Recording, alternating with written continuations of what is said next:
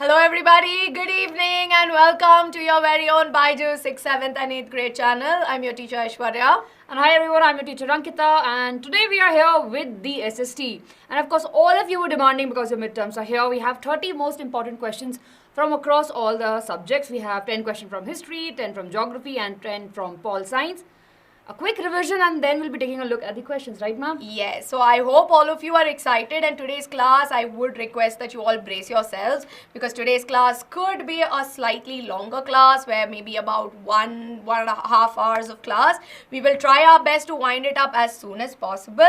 But of course, before we get started, students, please do let me know if we are audible, we are visible, and whatever we are writing on the screen is visible to all of you. Yes? So give us a quick thumbs up to let us know that everything is good to go, right? And of course, I think ma'am, a big something that we'll have to clarify right from the beginning. Yeah. Everyone, please do tell me who wants mentee in the class. Jaldi se batao. Everyone, I can see there are so many students who are like, ma'am, do we have mentee? Do we have mentee? Do we have mentee? Those of you who wants mentee, I'm telling you in the beginning only, if you want mentee, we don't have, and if you want to leave the class, you can. Please do not disturb while we are teaching it to the students who are here to learn, right? Who are here for your midterm examination. So it's a humble request from both the teachers over here. Please don't spam and ask, ma'am, do we have mentee? Do we have mentee? Mentee chahiye. Really sorry, we don't have. If you feel like you can watch this class later, you can leave now, of course. Because, see, you will be spamming in the class, the other students will not be able to focus. So, you understand your teachers. And of course, one very important thing, right? We will have mentee, right? We will be having mentee classes soon. But understand that social science exam they will not ask you to play mentee in your half-yearly exams. They will ask you to write the answers. So today we will not just be giving you questions. We have YouTube poll questions also. But today we will mainly be focusing on these three things. We will be looking at chapter revision. We will discuss the important topics because especially in history and geography specifically, writing answers and writing them properly is very important, right? Which is why I always tell you that it is necessary that we first do a session like this and then we do mentee, right ma'am? Yes. So we will be having mentee, don't worry, because we know that you love it and we'll make sure to have it once you are thorough with the portions. Yes. So we will do mentee, but there is a time to do mentee also, right? So we will be giving you a lot of tips today, so it's going to definitely help you out. And very quickly, students, do not forget to hit the like button on this video. Now, ma'am, Purvi is telling me, ma'am, please tell your rules. So normally in class, I tell like 3-4 rules. And this rule mandates for Ankita ma'am also. First and foremost, students, we are going to be doing 3 books today. So today's class is going to be long. 3 chapters from history, 2 chapters from geography, and ma'am, I think 3 chapters from political science. Yes. So we have a total of 8 chapters that we are going to be covering today. Now, of course, today's class is going to last for between 1 to 1.5 hours. Right? And make sure you have your notebooks, have your textbooks, pen, pencil, whatever you need, get it all ready. Don't run away in between the class. Second of all, please make sure you have your water bottles with you because it's important to stay hydrated. And let me tell you one thing. If you dedicate at least this 1 hour of time properly in today's class, trust me, it is our promise to you that you would have revised everything, right ma'am? And we're going in detail, right? Definitely everyone, these sessions that we have planned, right, are specially for you. So, we thought that probably we will just have the mentee quiz or just the questions, but we really felt that it's very important for all of us to revise the concept, revise the chapter once again. So please make sure you stay with us till the end, right? And if you're watching this video later, maybe you're not live and you're watching it maybe after 2 days or 3 days, please make sure to watch it thoroughly. We have covered all these 8 chapters and of course we will be telling you what are the chapters we have. Yes. So on that note, everyone, please make sure you stay with us. Yes. And of course, ma'am, we have something very interesting for them. Homework heroes, right? Yes, everyone. So after every class, right, we'll have the homeworks. And in the next class, right, we will be featuring the homeworks rockstar. So please make sure you're writing the homework answer in the comment section below after the video gets over. We will be waiting for your answer. So please make sure, right, to write the answers. Yes. Very good. And I think students, some of you are a little worried that ma'am, we have some extra chapters. See, Ankita ma'am has covered the entire syllabus of history and political science, right? Maybe for geography, one more chapter is left from my end to cover on the channel, right, so that all one-shot videos are available. But let me tell you, for history and political science, Ankita Ma'am's videos, Tarana Ma'am's videos are available. You can watch it in case if you have 1 or 2 extra chapters from what we are covering, right? Yes, and in-depth chapter explanations are available. So let us know in the comments for which videos you need. We will help you out with that. Yes. Okay, everyone. Yes, political science is also called as civics, but now they have changed the name political science. Sometime I call it civics, so yeah, works perfectly fine. So everyone, we have the 3 divisions, right? We have history, geography, and political science or the civics. So we are starting with the history part. So let's get into it. Ma'am will be joining us at the geography part, right, ma'am? Yes. Bye, everyone. Everyone, let's just make sure that all of you are here, right? Stay focused in the class. I would request all of you, don't get into the conversations that will lead to blocking you out, right? Please stay focused. Your time is really very precious. See, we value your time.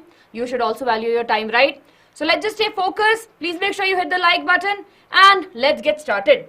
So in the history, right, the first 3 chapters we are discussing, and here we have the 3 chapters, everyone, that we have covered in this particular academic year. And of course, as Ashwara ma'am told you, we have the videos from the previous year. Mine videos are there, and we have the videos of Tarana ma'am also. So just in case if you feel that okay, this chapter is not there, you have another chapter in your examination, please do watch it out. Now let's get started, everyone. We have 3 chapters: how, when, where, easy peasy chapter. Then 2 big chapters we have, from trade to territory and ruling the countryside. So I hope that all of you are ready. Yes, again I said that. Yes, everyone. Chapter 4, bache, chapter 4 of history, Kanti, we have it on our channel, so please go and watch it over there. Okay, chaliye. Those of you who are asking for mentee, please don't waste your time, right? Please don't waste your time. We don't have mentee today, बच्चों. आज हम अच्छे से पढ़ाई करेंगे ताकि हमारे अच्छे से मार्क्स आ सके, हम अच्छे से एग्जाम में आंसर लिख सके. Mentee नहीं आता है. As Ashwara was telling you, you will not have mentee. Do you think that all the MCQs will come in your examination? Nada. So let's start with it. We're starting with the first chapter, how, when and where. I'll not be looking at the chat right now, okay? I will finish the explanation of this chapter and then I will be taking your doubts. So just in case if you feel that ma'am is ignoring you, I'm not ignoring you, I'm ignoring the whole chat. So let's get started, everyone. Here we have, now this chapter talks about what are the importance of the dates. Why the dates are important, why it is important for us to note down things, and what did the Britishers did to have the official records and other important things. So how the dates are important, we know that. You can take a note of it, everyone. A common question asked in the examination, that how important are dates? We know that the dates are really, really important. Why? They actually help us in the sync with the history. We can actually understand, okay, this time this event or the incident would have happened. We compare the past with the present. We can compare. हमारे ज़माने में तो ये होता था. Now what we have over here, right? I'm sure you would have heard your parents telling you that, you know, at our school time we used to study for this many hours, or at our school time we used to use this pen. Of course, that's a past and the present over there. Then we continue to associate with the history with the strings of dates. We have lots of things, right, that we have, and we study the dates to find out the sequence of the events and the significance of it. That's what happens, right? When we have the dates, now you can easily identify, okay, your mom birthday is on this date, your dad birthday is on this date, your grandfather birthday, etc, etc, etc. So we know that dates are really very important. Which dates? Of course, we do the selection of these dates depending on the story of our past. We try to remember the important dates. I'm sure all of you will remember the date you have joined the new class. All of you will remember your birthday. But of course, all of you will not remember the day your teacher gave you a class test. Maybe remember some of the important dates. Then focusing on the particular set of events which is important, and by studying dates, reason and the consequence of the events. So we understand a date. Many of you ask, ma'am, history mein kaise dates yaad rakhein? The only way to remember the dates in the history is to relate. See, if it's important to you, you will remember it. So try to associate the dates with the events that are happening in your life. We all remember our birthday. We all remember our best friend's birthday. We all remember when we got the first prize in the debate competition. Definitely will not remember the day our teacher scolded us in the class. Probably will not remember the day when our tiffin, just before we are about to eat our tiffin, fell on the floor. So these are the things that is really very important. Okay. Now let's move ahead to the other part, everyone. We know that Britishers came to our country, and of course, what they were doing, they were kind of ruling our country at that particular time. Now we use the word colonies for them because when they came to our country, they started forming the small colonies where they have added on their important, rules and regulations. So we have that part. When another country came to one another country to lead, and they feel that they can change the social and the cultural aspect of the other country, the Britishers ruled. Definitely when they came, they changed some of our values, taste, customs and practice. Their questions are believed at various times. How do we know the administration? Now this is very important, everyone. In this particular chapter, this is super important. Those of you who are saying that the screen is blurred, just change the setting of your phone. Probably you are watching it at a different setting. Just change it at a different setting. I think it will be fine. Because to us, it is absolutely fine. To me also, it's fine, bache. So if you want my help, you have to go to a setting and then you have to pick. Basically, if I'm helping you out over here, you have to pick the higher picture quality. It will use more of your data, but yeah, you have to do that. Chaliye. Now, how do we know about the administration? We know because we have the records for it, right? We know the records for it, everyone. We have the official records. We know that they have kept the documents and the letters. Where? They have kept in the archives, in the museum that they have made and preserved all of these things. Of course, we have the various resources. We have the pictures of it. And they used to have the buildings and the storage houses where they're still saving it. Very good. National Archive of India. Absolutely correct. Last point, everyone. Several other resources studied together to get a better picture of the administration. Now let's talk about the official information, everyone. We have official records, letter, newspapers, etc., etc., all of these which were written by the Britishers at that time when they were in our country. They did the various survey to understand about the our country, right? They definitely have the survey not just on the history of the country but on the zoological part also, right? They talked about the botanical part also, archaeological, forest surveys, etc., etc. And of course we have the resources both written by the hands and by both the Indians and the Britishers. Now why, or we can say what do official records do tell us? Sometimes of course they tell us about the important things, right? Sometimes there's just the one side information, right? For example, if I am writing an autobiography, if I am writing a story of my life, I will write all the good events. I'll write how I am great. And of course, I'll not mention great things about the other. So similarly, the official records that we have received from the British administration, the records some way project Indians not as developed at that particular time. So everyone, we have to understand the aspects of it. Yes, we can block Shrujal. It's very unfortunate that you are speaking very rudely to your teachers and to your friends. So I'm really sorry we have to put you out of the class. Yes, everyone, are we clear up to this? Anubhav, Bache will take that question in the next chapter. Just give me some time, we'll take up that question. It's a very good question. Super important. Saroj. So colonies, right, are the places, right, we say that, where we have the rule of the British and they have created small place. Where what is happening, their rules and regulations are being followed. Yes, joining Telegram is absolutely free. Okay. Very good, everyone. Very good. Okay. Chaliye, everyone, are we clear with this? Quick thumbs up. See, this is just the first chapter. It's very easy. We will make sure we'll do that.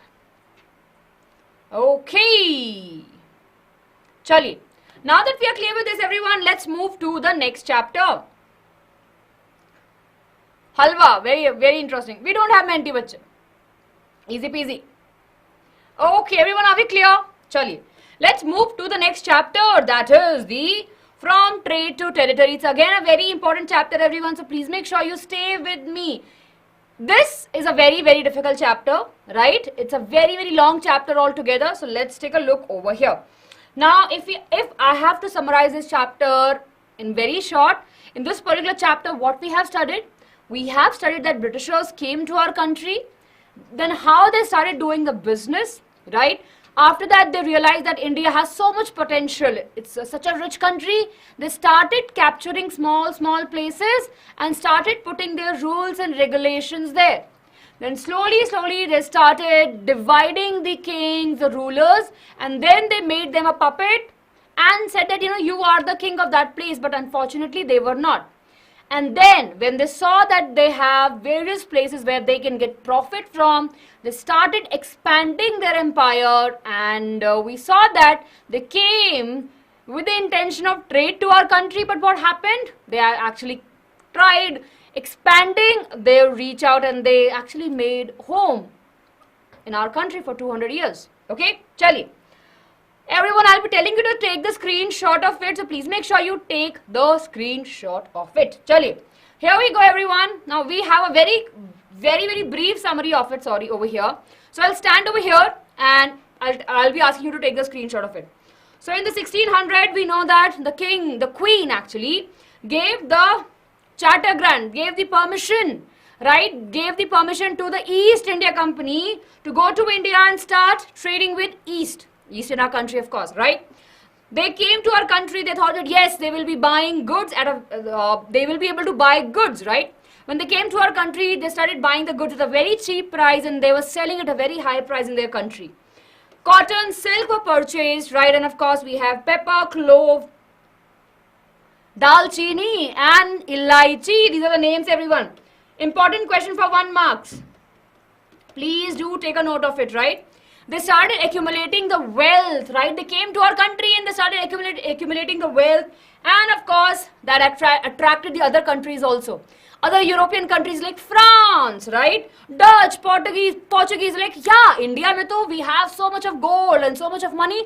Let's go there. But what did the East India Company did? They said that, you know what? We are here first and we will not let you have business in our country. And there was a war between these, and of course East India Company won, so that's how they stayed there. Moving ahead, everyone, the East India Company set up their first factory in 1651. Everyone look at it.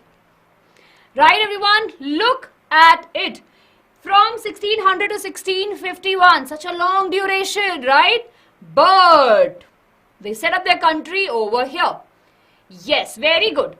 See, I will answer your doubts. I can see some doubts over there, right? I can see there are some dictionary wala doubts. I will answer it. Give me some time. But let's understand this, right?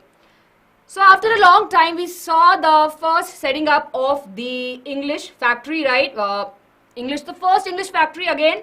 Important, everyone, in which year? 1651. 1651. And where? In West Bengal. We will not call it West Bengal, but Bengal. Where? Near the river Hooghly. Remember this, everyone. Then Aurangzeb was there at that particular time, the Mughal Empire.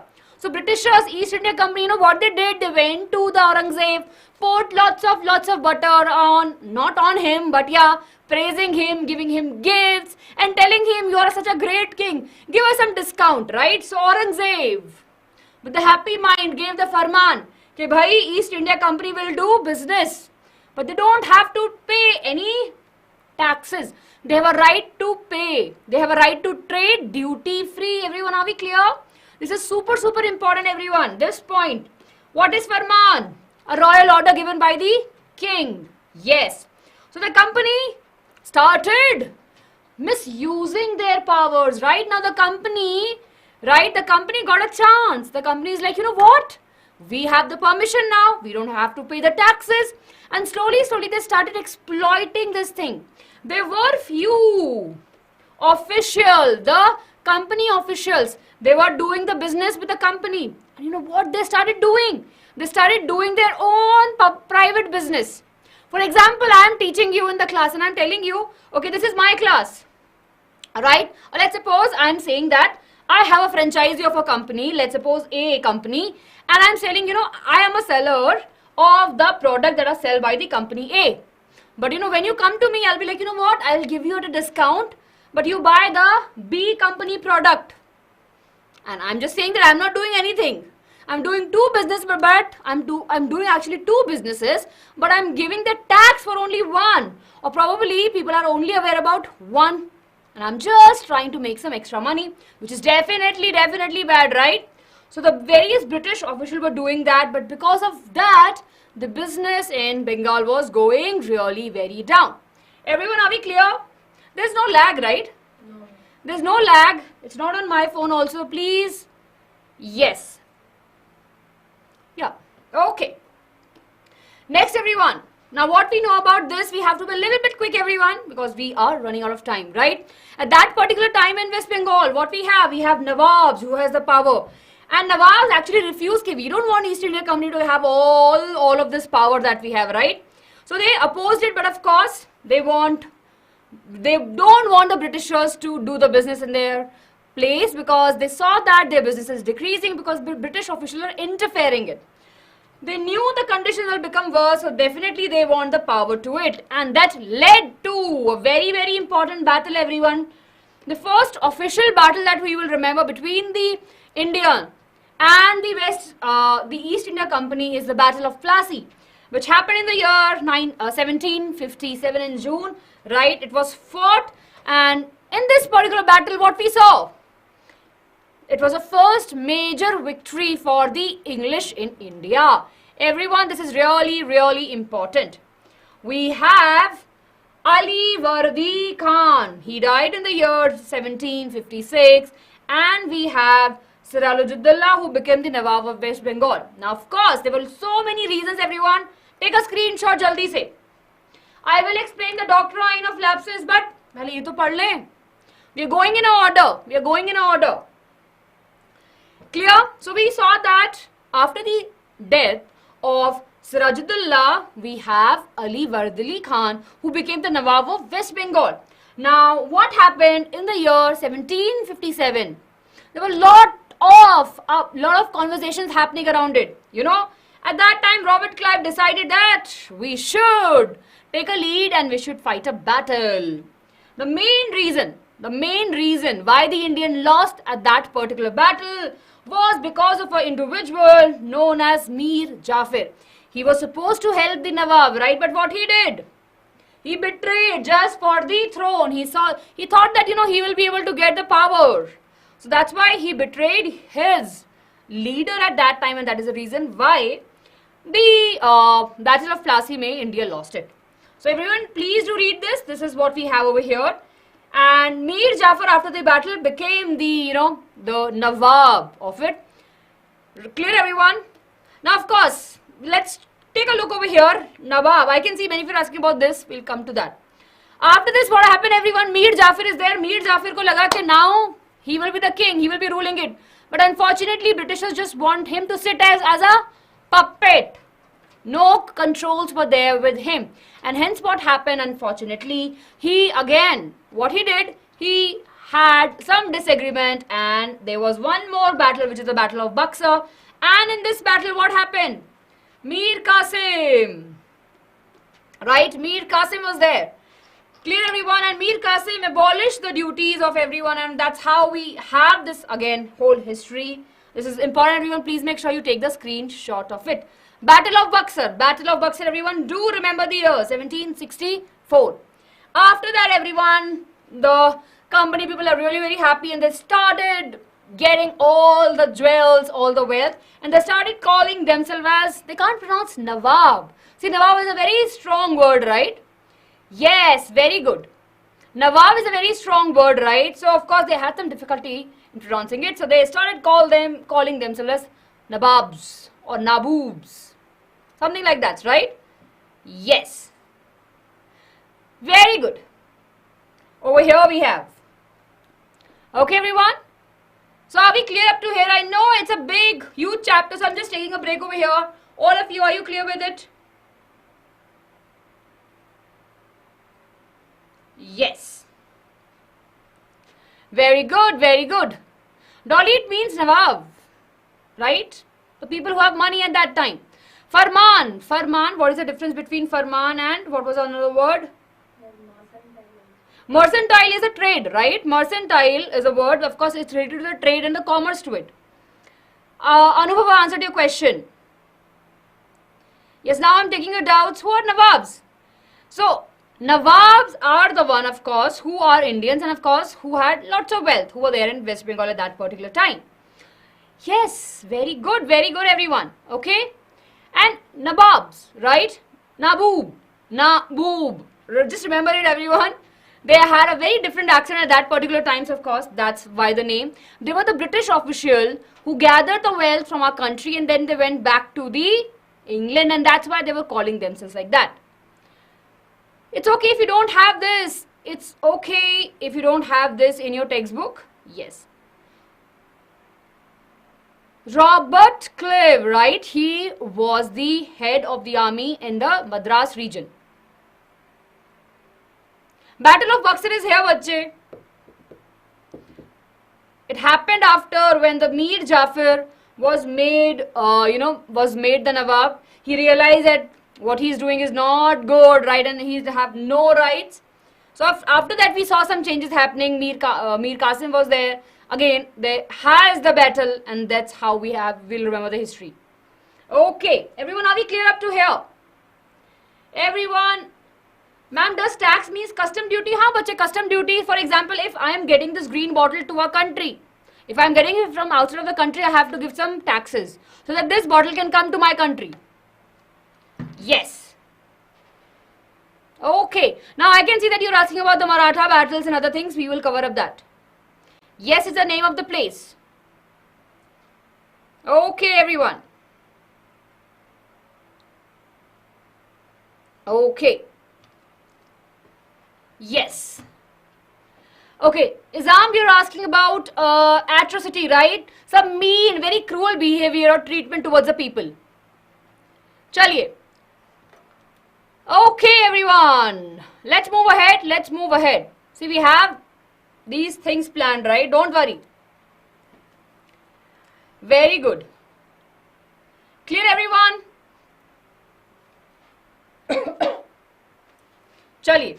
Now, everyone, let's quickly move ahead. How slowly the Britishers started expanding their rules, of course. What happened? The East India Company came and it was a long duration, right? And they started expanding their wings. After the Battle of Buxar, they realized that they have to appoint someone, right? They have to hold the power. So what they did, we have the Subsidiary Alliances. All of you. See, everyone, I can see that many of you have doubts, right? But everyone, please make sure, right, to listen to me first of all carefully, right? Just in case if you have doubts, you can watch the video again. We are going really very slow. We are taking all the details. You have all the notes with you. So don't worry. Chaliye. Yes. Now, the company did a they made a very weird treaty, I would say. We have the Subsidiary Alliances. And what was that? That the king has to take the protection from the king. They said that, that king can attack you. You take the protection from us, right? Our army will be there. You will be giving us taxes. You are there with us. And if you reject, we will take your whole territory. Clear? So that was the case that we saw over here, right? In the case of the non-payment of the army to the army, the Nawab or the king has to give the some part of their territory. This is very important, everyone. Super important, this part. Yes, super important, everyone. This part is really important. Richard, the Governor General from the 1798 to the 1805, he actually captured, he took control of various places in the name of Subsidiary Alliances. What is the meaning of alliances? We are your friend. Clear? Chaliye. So Awadh was one of the place where they have to force to give their half of their territories. Then of course we have the subsidiary forces in different places also, in Hyderabad also they have to give away their places. Now let's talk about Tipu Sultan, everyone. We are coming to the southern part of our country, the tiger of Mysore.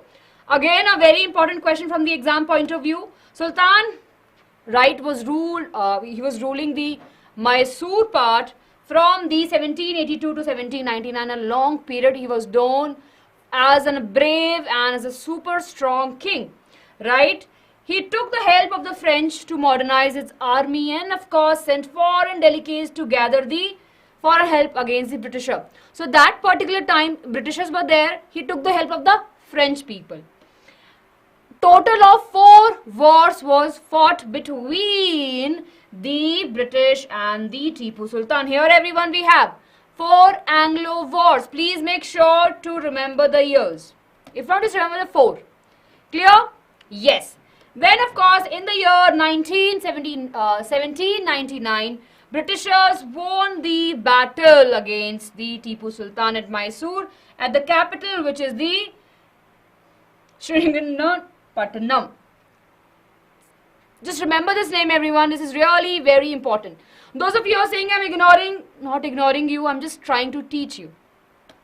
Tipu Sultan was killed, right? Of course, because he was trying to defeat his capital. Everyone, I hope that all of you have taken the screenshot of this. Let's move ahead. Let's talk about the Anglo-Maratha War. So, this part, the Anglo-Mysore War, is happening in the southern part of the country. On the upper side, we have the Maratha region. Now, it was a very huge region which was spread across different areas of a country.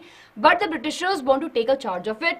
And the head was a Peshwa, right? So, what happened after various battles?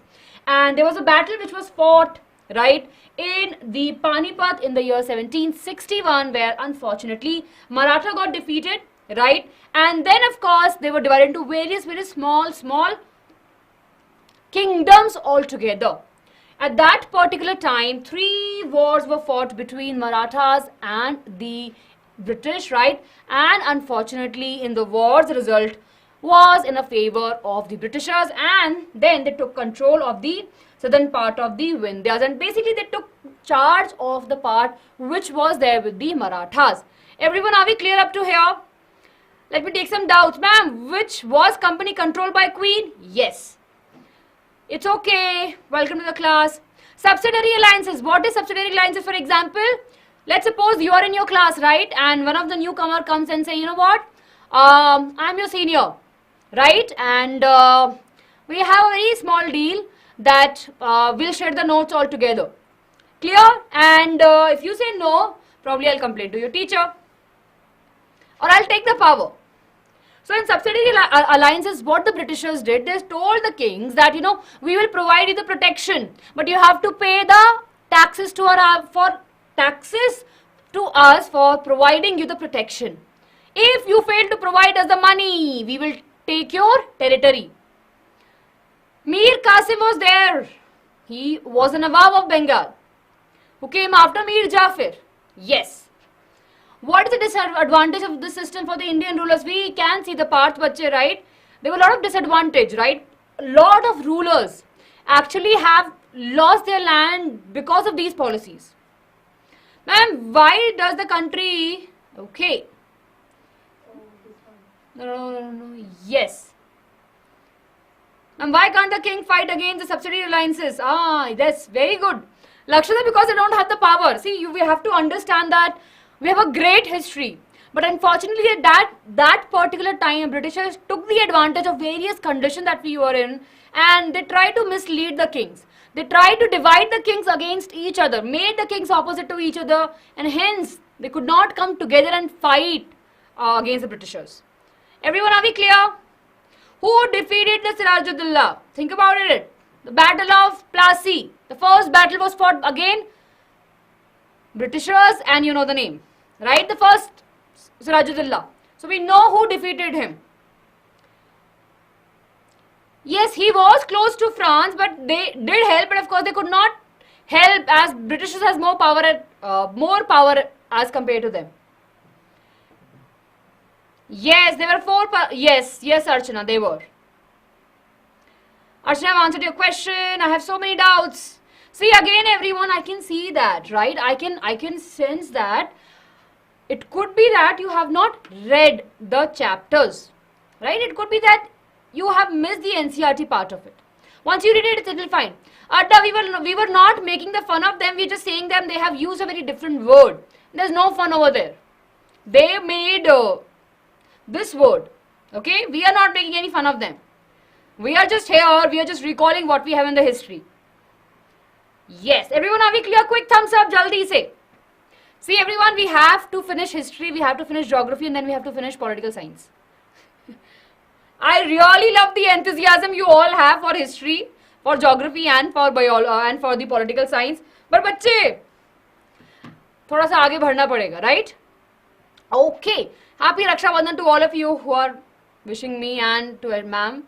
Yes, I'm all cleared. Awesome. I see, बच्चों मेरी बात सुनो. It could be that you're watching this video for the very first time. It could be that many of you have opened your SST textbook now. It's okay. It's perfectly fine. That is the reason why we are here. Please be in the class, look at these notes, and once this class gets over, go and read your NCERT. I am 100% sure you will not need any other video. Right? You will be like, ma'am, हमें आ गया. In the mentee quiz when we have, you will be the rock stars. चलिए. Not ignoring you, आकर्षा, ऐसे बोल के अब आपको थोड़ा सा attention मिल गया है. चलिए जल्दी खत्म करते हैं. बिल्कुल Saroj, I am with you. चलिए everyone. Now these are the two important policies which came. Everyone take a screenshot. जल्दी से, all of you. Unity is a strength. Yes. Unfortunately, at that time nobody understood this. Right? It took them a long while to understand that unity is a strength. Sharda, you only have to answer this question, that who was the father of Tipu Sultan. You have asked a very good question, but you have to help your friends out there. चलिए चलिए. सिंह नरेंद्र, क्या doubt है बच्चे? आप ऐसे आंसू बनाओगे तो डाउट लिख दो. Yes. Pan region, pan मतलब पूरा region. Yeah, see, we have the answer. See, I know that my kids know the answer. Everyone help your friends out here. Right? Once you're doing it, sharing is caring, we always say, right? Sharing is caring. Thank you, Akarsha.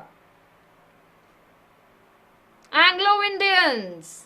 Why the Tipu Sultan is called as the tiger of Mysore? Because he has an amazing, basically a huge toy slash weapon which he used, and of course that it was made up of iron. In your textbook we have the picture of it, right?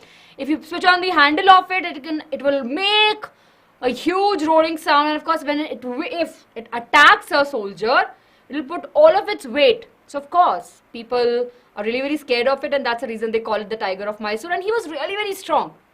Okay, very good. Chaliye everyone, we have this, right? Now this is super important. Do remember the year and the individual name. Lord Hastings, right? In the year, he was the general governor of a country from 1813 to 1823. What he said that, again, he said that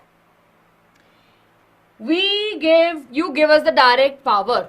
They clearly said it. They want to rule the whole territory, and they started the conquest. Basically, they said that you give us the whole power of it. If not, you're losing your part. Right, everyone? Clear, all of you? Yes? Everyone, are we clear? Right? So what was this all about? It was just all about that you give us the power of your country, of your region. We have the supreme power, and you rule under us. Basically, you follow our instruction.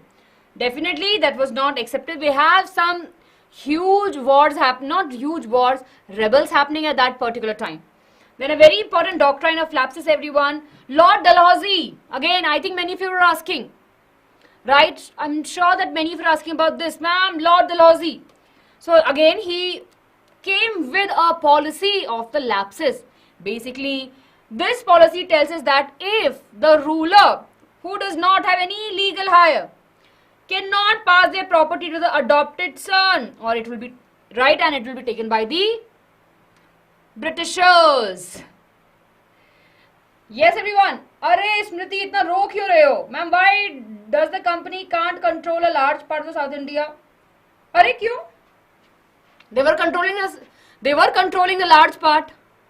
Yes, they were controlling the large part. It took them some time, right, to take the control of it, but they took the large part. Yes. Very good, everyone. Very good. Yes. Ma'am, miss, what is Dalhousie? But Dalhousie was the name of a person.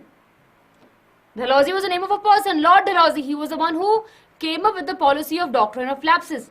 Just in case, अगर एक राजा के पास में उसका गद्दी देने के लिए कोई बेटा नहीं है, that too only the son.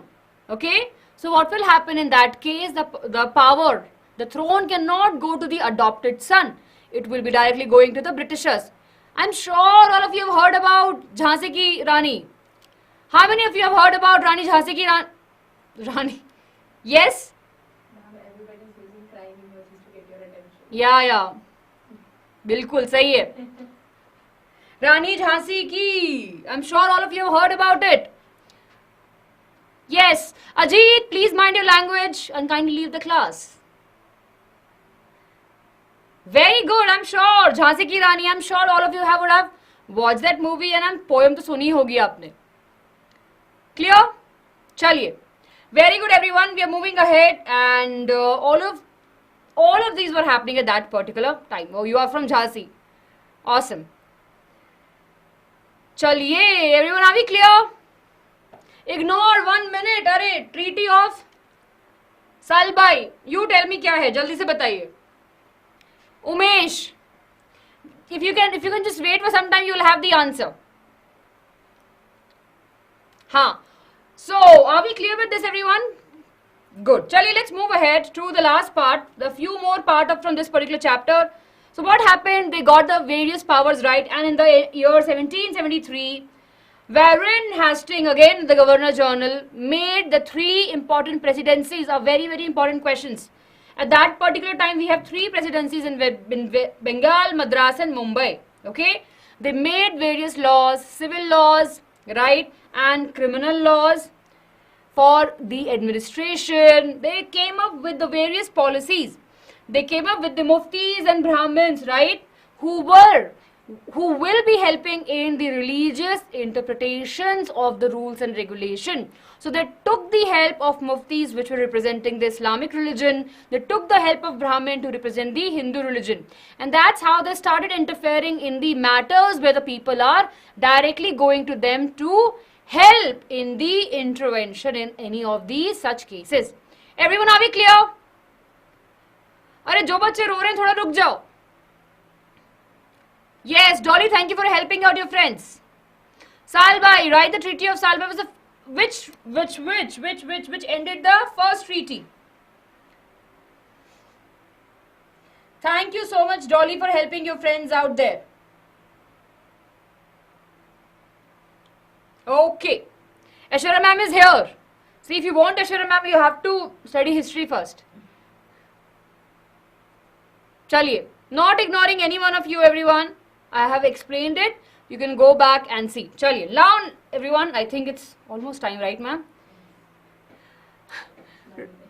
Ruling, everyone, ruling of the countryside. Let's quickly take a look over here. So, after the Britishers came to our country, now they have some power. They realized that we should take the control of the administration power. So, on the 12th of August, 1765, we saw that the Mughal Empire appointed the East India Company as a Diwani of Bengal. So, they got the power of the administration of that particular region. Once they got the chance to hold the power of the administration region, what they did, they started expanding their areas. Initially, when they came, they were buying goods from our country and giving gold and silver to the merchandise, right? But now what are they doing? They are getting the money from our country and buying these goods and selling in the market. So that's all changed over here. Now they are taking our money only and then buying the same product from us and selling it at a very higher price. So slowly we can say that they have started exploiting the wealth of the country. In the 1770, everyone, there was a very bad famine that hit so many people, approximately 10 million people in West Bengal, but nobody cared to help them, but they were just focusing that how they can increase the revenue. So they were very much focused on the revenue part of their company. What they did, they thought that we can improve the revenue by focusing on the agriculture, because India has a lot of agricultural land. So what they did, they came up with the various systems. All of you in the class, I know that it's difficult for you. Many of you are saying, ma'am, we don't understand. You're ignoring me, etc., etc., everyone. But now, please focus over here. I can't. I have to teach, continue, right, VDS? Probably you can come back and watch it again. Yes, very good, very good. I can see that many of you are using a language. I'm sure that you will not use it with your parents or with your elders, right? So everyone, respect your friends out over here and your teacher. Chaliye, let's move ahead, everyone. So what was a need to improve the agriculture? They have a very clear-cut agenda that if they are increasing the agriculture or they're improving the agriculture, they will be able to generate more of the revenue. And that is the reason they started focusing on the agriculture. For generation of more and more money and to improve the agriculture, they came up with the various system. So the first system that we have is a permanent settlement in the year 1793. Everyone do take a screenshot of it, right? Do take a screenshot of it. So there was a permanent settlement in the year 1793. It was made into the action by Lord Cornwallis, right? Under the permanent settlement, he said that the fixed revenue will be taken from the farmers. Clear, everyone? And he said that we will not be increasing in the future. He appointed the zamindars, right? He made the zamindars. Who are zamindars? They are the one who had a huge plot of land, right? And various farmers are working on this. Or it could be a rich person who have a lots of land. So zamindar was appointed to collect the revenue, right? And they will be collecting it and they will be providing it to the Britishers. Along with that, zamindar got the power to use the money, some money, to improve the quality of the soil, and that's how the quality of the agriculture or the farms will definitely increase. But of course, they started utilizing that money for themselves, and hence this system was a fail. There was a lot of problems into the system, everyone, and over here I have just explained what was, right? What was the problem with this? Clear, everyone? Yes. Very, very good, everyone. Now, let's talk about the new system. So we have one more system which came into the picture by the Holt, right, Mackenzie in the year 1822, and that system is called as the Mahalwari System. Mahal word over here means the village. What he did, he started getting the revenue collection work by the village headman only. So of course, we have the village headman, right? He will be going and collecting the money from the farmers. And based more on that, what he did, he actually made that the revenue will be collected based upon the survey of the land. Everyone, this is super important, so please make sure, right? Please make sure, everyone, to focus over here. Yes, this system was definitely initiated in the central part of the country. Now moving to the next part, everyone, the Monroe System. Now, of course, this particular system came in the southern part of the country, right? And we also call this system as the Mahalwari System. Clear? Mahalwari means the farmers. Rot word over here means the farmer. So this was initiated by Captain Alexander Reed and Thomas Monroe, right? And in this system, what they said, they will be directly collecting the revenue from the farmer itself, right? After properly assessing the land that they are using. The British official was appointed to collect the revenue. Clear? So, Mahalwari System, everyone, are we clear? Again, everything was not going as well planned because to increase the income, right? They have fixed it when they want to increase it. So slowly they started pressurizing the farmers to give them more money so that the revenue can be increased. They were giving them the loans but at a very high interest rate. Everyone, are we clear up to here? Now I'll take a break. Yes, now I will take a break. I can see that there are a lot of confusion in the chat, but everyone try to understand. It's not the one shot of the chapter. It's not the first time that we are studying this class, right? And I'm not ignoring you. Arav, not ignoring you. Very good, Savitri. Mutiny, withdraw. Saroj, that means withdraw. Mahalwari system was to be revised periodically. Yes, Savitri. There are some difficulties, absolutely. Purple, you will get the PDF after the class. Blue, rebel bachche padhenge. Shubhangi will study about that. My miss, not ignoring you. Jahan, thank you for understanding. VDS, oh, I'm really sorry, bachche. Thank you for helping me out over here. Famine means sukha pad jana, right? Famine means, no, that is drought. Yeah. Akal. Yes. There was a shortage of the food. Okay, very good. Understanding, very good. I know, yes, yes. We cannot continue tomorrow, everyone. We have to finish it off today. Let's quickly move ahead. Now, after this, we know the crops for Europe. So, in India, of course, we have amazing crops, right? But, of course, there was a huge demand increasing of the production of indigo. Now, this part is super important, everyone. This all is not that important. I'm just letting you know that what all things were happening. So, they wanted to increase the crop production. They focused on the indigo crop, right? Indigo crop. Blue rebel will come now. So, they want to increase the production of the indigo. Why? Because indigo was in a huge demand for the dye, right? They were using this dye for various prints altogether. So on all of this, we are just talking that why the demand of indigo was really very high. Clear? Then everyone, what is really very important over here is to understand there are two systems which came into the action. We have niche system and royalty system. In niche system, what was there? The planter will be using the land, right? And they have the direct control of the land and they have to grow the indigo. There were a lot of problems. They cannot grow on the whole piece of land. They have difficulties finding the laborers. They have difficulties in finding the bullock carts and other equipments also.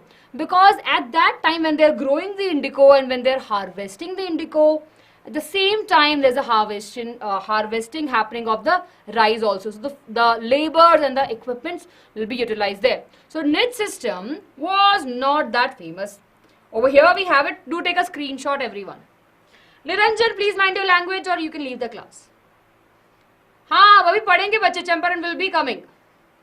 Ma'am, charter was given by the queen and Farman was given by the Aurangzeb. Absolutely correct. Yes. Yes, Om. हाँ बच्चे.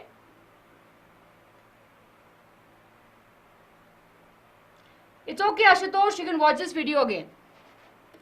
Then everyone, we have the royalty system. Now this system, right, what we have over here, now the planters are there. In the niche system, niche means apna. So what is happening over there, that the land is owned by the planter. But in this particular case, the planter is forcing the farmers to sign a contract, right? And in this contract, what is written? That you are taking some money from us.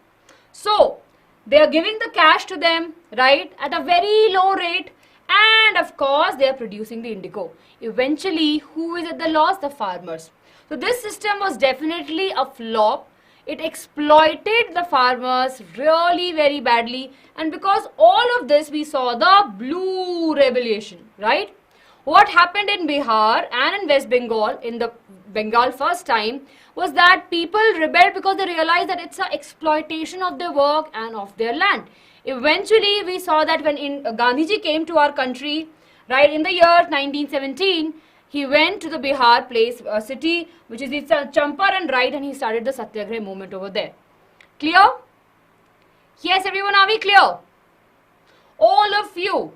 See, in a short, if you look at all of this, right, everyone, what we understand that the blue revolution, what happened in the Bengal, after the farmer refused to grow the indigo. Why they refused to grow the indigo? Because of course of the lots of exploitation done by the Britishers. They were forcing them to pay extra money. They were forcing them to grow the indigo on the larger part of their land, which will be killing the fertility of the soil. Clear, everyone? All of you, are we clear? Yes. Please, Sakshi, ask your doubt. We have the questions, everyone. Chaliye, we have the questions, but ma'am, do you want to continue with the geography part first, and probably we will have the questions later. Want to do that? Okay.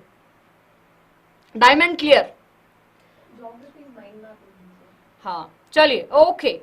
Now everyone, let's take a look quickly at the questions that we have. Crystal clear water ki tarah, wow. I can't tell you, when I read that, I feel so good. See, I know that when you come to the YouTube classes, especially, you know what happens. Unfortunately, as so many of you here, sometimes we miss your doubts. We understand that, right? And it's not that we don't want to answer. We are here. As a teacher, when we are standing over here, we really want to help each one of you. But just understand one thing, everyone. We just one single human and you are thousands of them. So have some patience. I know that sometime you can always go back and watch it again. We have other videos for you to see and understand. Chaliye, we just need your love, right? Are we asking for much? No. Awesome. Chaliye everyone, what is the correct answer for this? James Mill divided Indian history into 3 periods: Hindu, Muslim, Christian. Is it true or is it false? हाँ बच्चे, Parth, we will be studying that chapter, and just in case if you want to study now, if it's there in your examination, we have a video on the channel, you can go and watch it. Is it true? It's absolutely false, right? Very good. Option number B is the correct answer. What is the correct answer? We have Hindu, Muslim and British. It's there in our textbook. It's there in our textbook. Yes, chali. Next question, everyone. And now this, you will take some time. This you will take some time, everyone. You have to match the list A with the list B. Sorry, list 1 with list 2. Let's see. We have Diwani. Who got the Diwani? Right? Everyone, can I tell you, if you have such questions, right, try to match the questions that you are 100% sure of. For example, I'm sure Tiger of Mysore is who? Tipu Sultan. I'm 100% sure. Right? Sipahi is called as the Sepoy by the Britishers. I'm sure about that. Subsidiary Adalat, the criminal court. I'm sure about this. So if I have 3 options, can I pick option number A? Right? So what is the correct answer, everyone? Option number A is the correct answer. Diwani over here, right? I'm just matching it up. Yes, everyone. Here. Right to collect the land revenue. Tiger of Mysore, Tipu Sultan. Fauzdari Adalat, criminal court. Rani Channamappa, right? He was the one, she was the one who led an anti-British movement in Kittur. Then Sepoy, Sipahi. Next question, everyone. Dalhousie implemented the doctrine of lapses. It's an NCERT questions. Yes. It's okay, Sakshi. It's okay. We all are learning, right? Don't feel disappointment. See, your teacher is with you. See, smileys for you. Dalhousie implemented the doctrine of lapses. Absolutely true, true, true. Very good, everyone. Yes, option number A is correct. Now, everyone, let's quickly move to the question number 4. Now, we have the theory part, and I'm just taking you through it. Whatever we have studied, we have it over here. Why did Britishers preserve official documents? What do you think? What was the reason of them preserving the official documents? They want to preserve it because it is easier for them to study and debate about them. They want to keep the official records of it. And most importantly, everyone, they can serve as a proof that they did it, right? Clear? And they can have the decisions. Okay, I'll make the ice cream. Ice cream for all of us. Na, na, na, na, na. Yes, chali. Next question, everyone. You can take the screenshot of it. Yeah, it's 9. See, I think as both of us, especially, ma'am was telling you, we might take some time. Yes, everyone, here we go. What attracted European trading companies in India? India was a golden bird, as we say, sone ki chidiya, right? No, that's not my handwriting. My handwriting is not that great. It could be Ashwara's ma'am handwriting. But that's not my handwriting for sure. See, this is my handwriting. Probably I'm writing bad, but yeah. Yeah, but this is my handwriting. Don't want to take the credit off. Okay, yes. European countries or the companies, right? The countries were very much interested in trading with our country because they can buy the goods at a very cheap price and can sell the price. They can sell the same product at a very higher price. They used to take products like cotton and silk from our country. Various spices like pepper, clove, cardamom, and cinnamon, right? There were a huge demand of these. So, Over here, everyone, we have the answer for it. Take the screenshot. Very good. How did the assumption of Diwani benefited the East India Company? How? When? Right? When the East India Company got the Diwani. What is Diwani over here? Not Diwani. Right? There's a song also. Can't sing that right now. But you know which song I'm talking about. It's not Diwani that we are thinking, right? It's not that song. But Diwani over here clearly means that they got the power of the administration. Now they can control the money flow. How the money is flowing in the market, how the tax is being controlled, how much money the trader have to pay. Clear? So they got that part, and of course it definitely benefited them, right? They got a right so that the Britishers required they collect their own revenue and they have the authority to decide the civil cases. They allowed the company to use the vast revenue sources of Bengal. Monopoly was there because they started trading. Our people, right? And revenue of Bengal was definitely, they were taking the money out of it. Very good. Here everyone take a screenshot, jaldi se. Yeah, it's not Diwali, it's Diwani. Yes, these are NCRT questions. I am sure majority of time you have NCRT questions on lo. Here and there, inni questions ko sundar karke, thoda twist karke you will have in your examination. Chaliye, next question everyone. Explain the system subsidiary alliances. I will move aside. You only tell me. Right? What is subsidiary alliances? And who gave this? First you tell me who gave this. Subsidiary alliances. Yes, dream girl.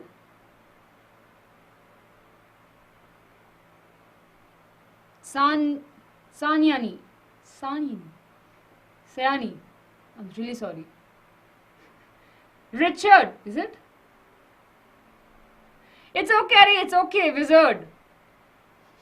I was just reading that comment and I saw it. Yes, very good. So the system of the subsidiary alliances made Indian rulers to let go of their armed forces and they have to come under the protection of the East India Company. The East India Company told them, you come under our protection and you pay taxes to us. Right? That was the intent. Very good, everyone. So the East India Company became the guardian of the territories, right? We have the guardian of the galaxies and we have over here. Yes, we have them. Then the English resident was appointment in the territory to keep a check.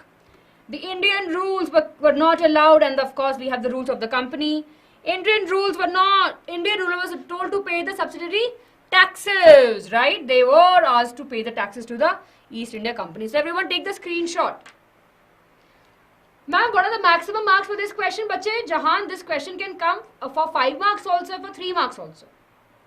Thank you, Dolly. Thank you so much for helping your friends out. I really appreciate. Easy peasy lemon squeezy, absolutely. Question number 8, everyone. How was the Mahalwari system different from permanent system? Yes. Very good. Yes, Izam, please ask your doubt. Yes, you have to write the answers, bache. Yes. Hello everyone. Chaliye. What was the difference between these two? So we know that Mahalwari system was introduced by Holt Mackenzie, whereas the permanent settlement was introduced by Lord Cornwallis, right? Cornwallis. Which system came first? Permanent settlement system came first, and following that we have the Mahalwari system. Clear? So here we have the important points, everyone. Mackenzie in the year 1822 introduced this. Cornwallis in the year 1793. Epicenter was the village. No such epicenter. Village was called as Mahal. There's nothing over here. The revenue of each plot within they will be calculating based upon the land, and it was a fixed revenue that the Zamidar will be collecting, right? The revenue was revised periodically and revenue was fixed in the permanent settlement. The charge to collect the revenue was given to the village headman, and over here we have the Zamidar. Take the screenshot, everyone. Yes, please do ask your doubts. Yes, I have moved aside. Yes. Bachcho, how's the Josh? Jaldi, jaldi. Ma'am, who was the Governor General in 1793, bache? So we have the Lord Cornwallis. Corn. Remember the name Cornwallis. We can break this word, right? We have corn. We all eat corn. Then we have wall. Right? We have wall and is. Chaliye. Question number 9, everyone. Here we go. Question number 9. Give 2 problems which arose with the new Monroe system of fixing revenue. This was in the southern part, right? The revenue demand was fixed, right? And they were really very high for the peasants to pay. And the peasants were unable to pay the rent and they started leaving their places. Clear? Very good. Yes. Chaliye. Next question, everyone. The last question that we have. Why were Roths reluctant to grow the indigo? The farmers. What is the meaning of the Roths over here? The farmer. Why were the farmer reluctant to grow the indigo? First of all, they don't have their own land. They have to grow the indigo, which is not that fertile. It will destroy the fertility of the soil. So that's why they were not very inclined in growing the indigo on the piece of their land. They have to pay the high taxes, but in return, they were paid very less amount for the selling of the indigo. They never saw any profit in the indigo plantation and they were asked to grow indigo on a fertile part of the land by the planter, right? Definitely, which was not good for the health of the soil. Jaldi se everyone take the screenshot. Okay, everyone, are we clear? Yes. Yes, absolutely. It's absorb more water and make the soil infertile. So just imagine, everyone, if I have this piece of land, right? I want to grow a crop which I can eat, which I can sell in the market, which can give me good price. But if I'm selling indigo, the Britishers will take that indigo at a very less price from me. And I have taken taxes from them. So I have to pay the taxes also. I am unable to give them the money. I am unable to make my land fertile again. And hence it's a issue for the farmer. Chaliye. Everyone, are we clear with this? Okay, with this, everyone, history part is done. Do you want a break? Oh, ma'am, do you want to give them a break? Everyone take a break of 5 minutes. I'm really sorry for almost taking 45 minutes, right? I'm really sorry, everyone. Yes. It's not Jyoti. It's Rahati. Difference between, Anubhav. See, Mahalwari system was a system which, of course, came from the Britishers to control or to improve the agricultural land. Wright-Valley system, right, was a system where they are focusing on the growth of the indigo. Chaliye. So everyone, now I would request all of you to take a break of 5 minutes. 5 minutes break. Seems like everyone will be here till 10:30. We'll finish it off. 5 minutes break, everyone. Will meet at 9:30, right, ma'am? We can start at 9:30 or before that. 9:27. Okay. Okay, everyone. We have an odd timing. We'll meet at 9:27. Okay, 9:30. Yeah. Okay, everyone. So yeah, we are here. So just take a quick break. Please make sure you come back. ऐसा नहीं हो कि break दिया तो बच्चे गायब हैं. Right? ऐसा नहीं होना चाहिए. I'll make you pizza. I'll make you pani puri. You come back to the class. Okay, so we'll take a break, everyone.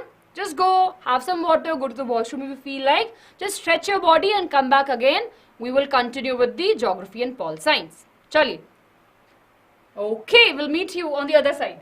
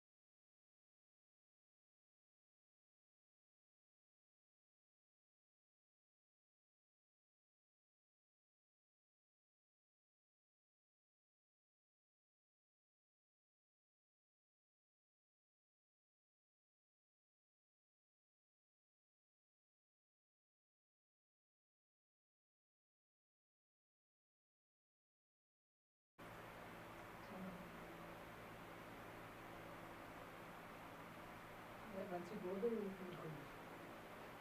you pass my clutcher? Hello everybody.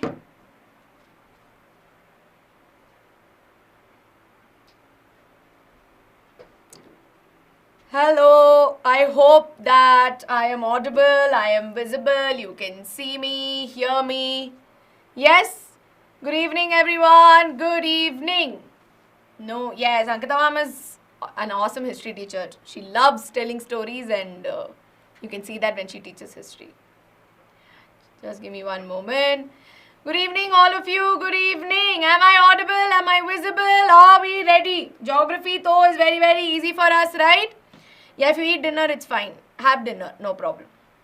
Like, to be honest, for those of you who are watching this video much after the live stream and you're wondering what's going on, it's just that this live stream is happening much late in the night, so there are students eating dinner and we're completely fine with it. Okay. Are you all able to see? They're able to see me, no? Yes, they are able to see you. Yes. So, shall we get started for geography?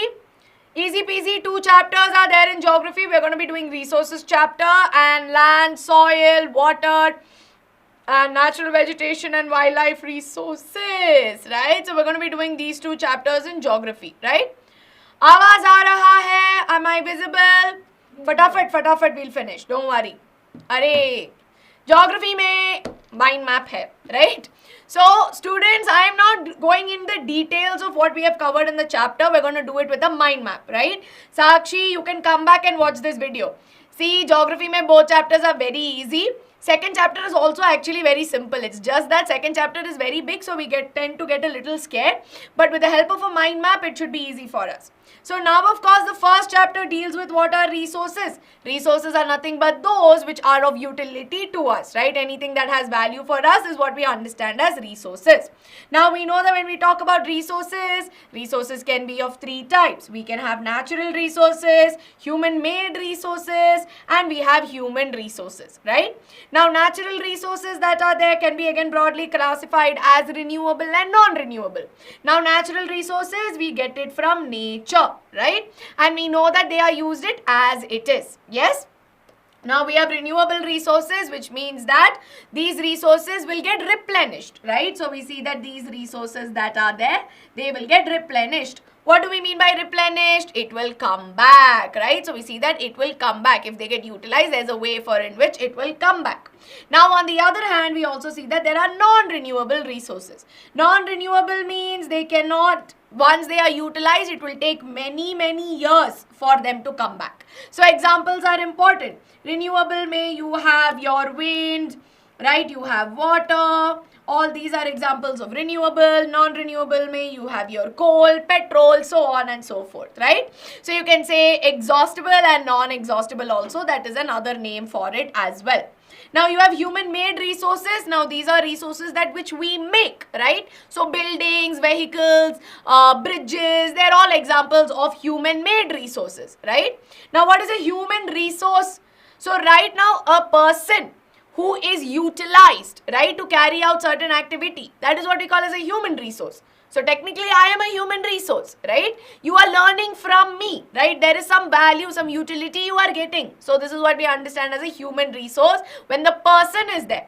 Now there is one more, which is stock resource, potential resource. See, stock resources which are there or which are reserved, right, or that have stock. There is stock or there is more of it which is present. Potential resources are those which are, there is no technology for which we can actually use those resources, but there is some potential to use them. For example, hydrogen is something which we can use. There's potential to use hydrogen, but we don't have technology to just extract hydrogen, right? So those are some examples of potential and stock and some extra topics. Then of course we learned about how resources have been overutilized for a long period of time and they have been exploited, which is why there needs to be resource conservation. And how can we do it? We need to also think about using them sustainably, right? Which means that in the future when I'm going to use it, I should not just think about using resources for me and you, but we should also think about how the future generations can, also use the same resources. So planning for them is important. Now next chapter is land, soil soil, water, natural vegetation and wildlife resources, right? So now the second chapter is basically an extension of the first chapter, where we learn about land as a resource, soil as a resource, water as a resource and natural vegetation and wildlife. Now students, I want you to answer something to me, right? How many of you have read this chapter? Yes, I told you today we're doing mind map in geography. Geography mein mind map is all that is enough. See, be honest. How many of you have read this chapter? You have read this chapter, right? You have all read the chapter. Yes, very good students, very good. I'm so proud of all of you. Now I want all of you to tell me one thing. Isme, when you read the chapter, very simple language is used in the textbook, right? Very, very simple language is used, right? Now, be honest with me. See, wizardry is telling me, ma'am, I did not read natural vegetation and natural vegetation wala part. Koi nahi, it's okay. But if you read the chapter, you will understand that this whole chapter is divided into 3 parts, okay? In every topic, if you look at it, whether it is land, whether it is soil or water or this natural vegetation and wildlife, there are 3 things, right? We understand what land is as a resource, right? So we learn about the importance of this resource. Then we understand that over a period of time and then in some cases there will be types also. Then after that, what do we learn? Then we'll end up learning that this resource is getting degraded or some degradation is happening. Now if degradation is happening, then what we should do? Then we should do conservation, right? More or less when you learn the chapter, isn't this the pattern? Isn't this the pattern? Yes or no? Yes or no? This is the pattern in which we study, right? So if this is the pattern in which you study, this such a big chapter can be made into a tabular column, right? Make a tabular column to study, right? Make a table and in the table you write this, right? Make 4 columns. Now you put resource here, right? Resource, importance, then you write about types, if any, then degradation or causes of degradation, and then you put conservation steps, okay? And then you do this for all the 4 that you have learnt. So in this tabular format, you will be able to revise it, right? And maybe in the next session, right? Yes, there is a fan in front of me. That's why I look very dramatic and my hair looks very dramatic. But let me tell you one thing, right? Don't focus on all this. You focus on me. So basically with the help of this table, you will be able to understand, right? I've not started agriculture yet, but there's a video of my session on agriculture. You will be able to watch it, right?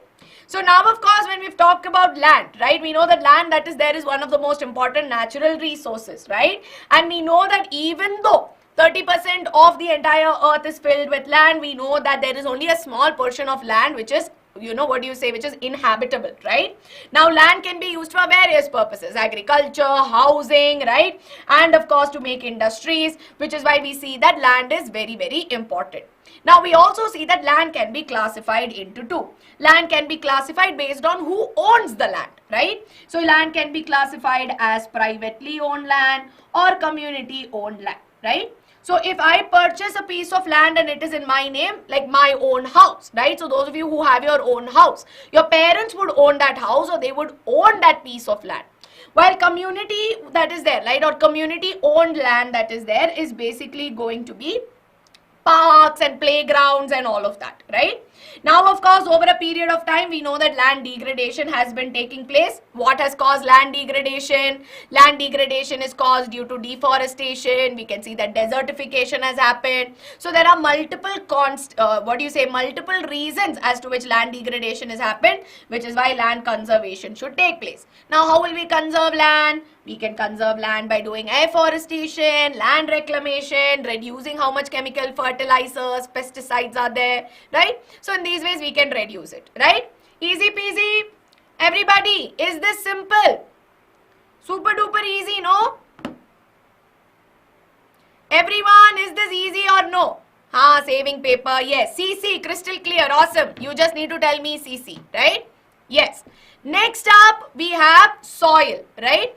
Abhi soil though again is very simple, right? We know that soil that is there is present on the land. It's a thin layer of a grainy substance that covers the earth, right? Now we learned about the soil profile. We know that there are different layers of soil. We have topsoil, then we have a weathered layer of rock. So different profiles are there. Then we have your parent rock. Now, of course, we know that there are factors. So ideally, this should be number 2.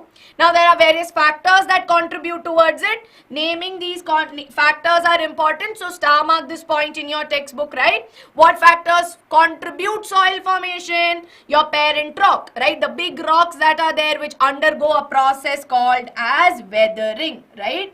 So, we know that the parent rock undergoes a process called as weathering, where large rocks are broken down and they are made into fine, tiny, grainy substances, right?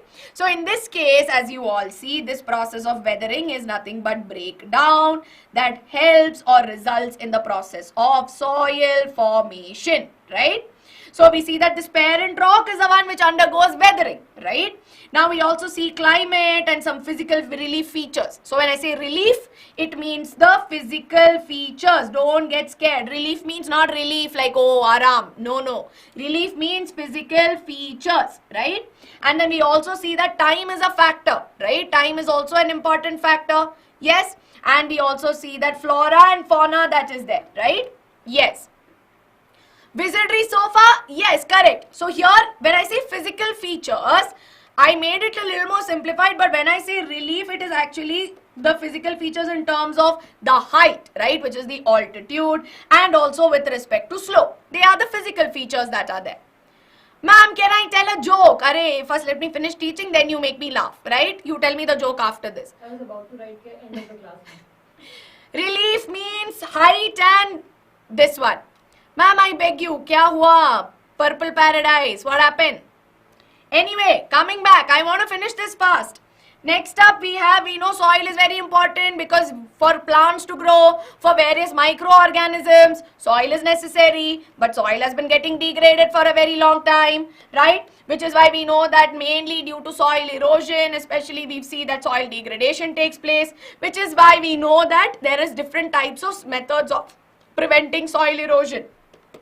This topic is important because they can ask you either elaborate what are the ways in which you can, prevent soil erosion in mountainous area. So you have to write about contour plowing, you have to write about terrace farming. These are 2 points. While in plain region, right, in flat lands, how can we prevent it? By practicing mulching, building, rock dams, so on and so forth, right?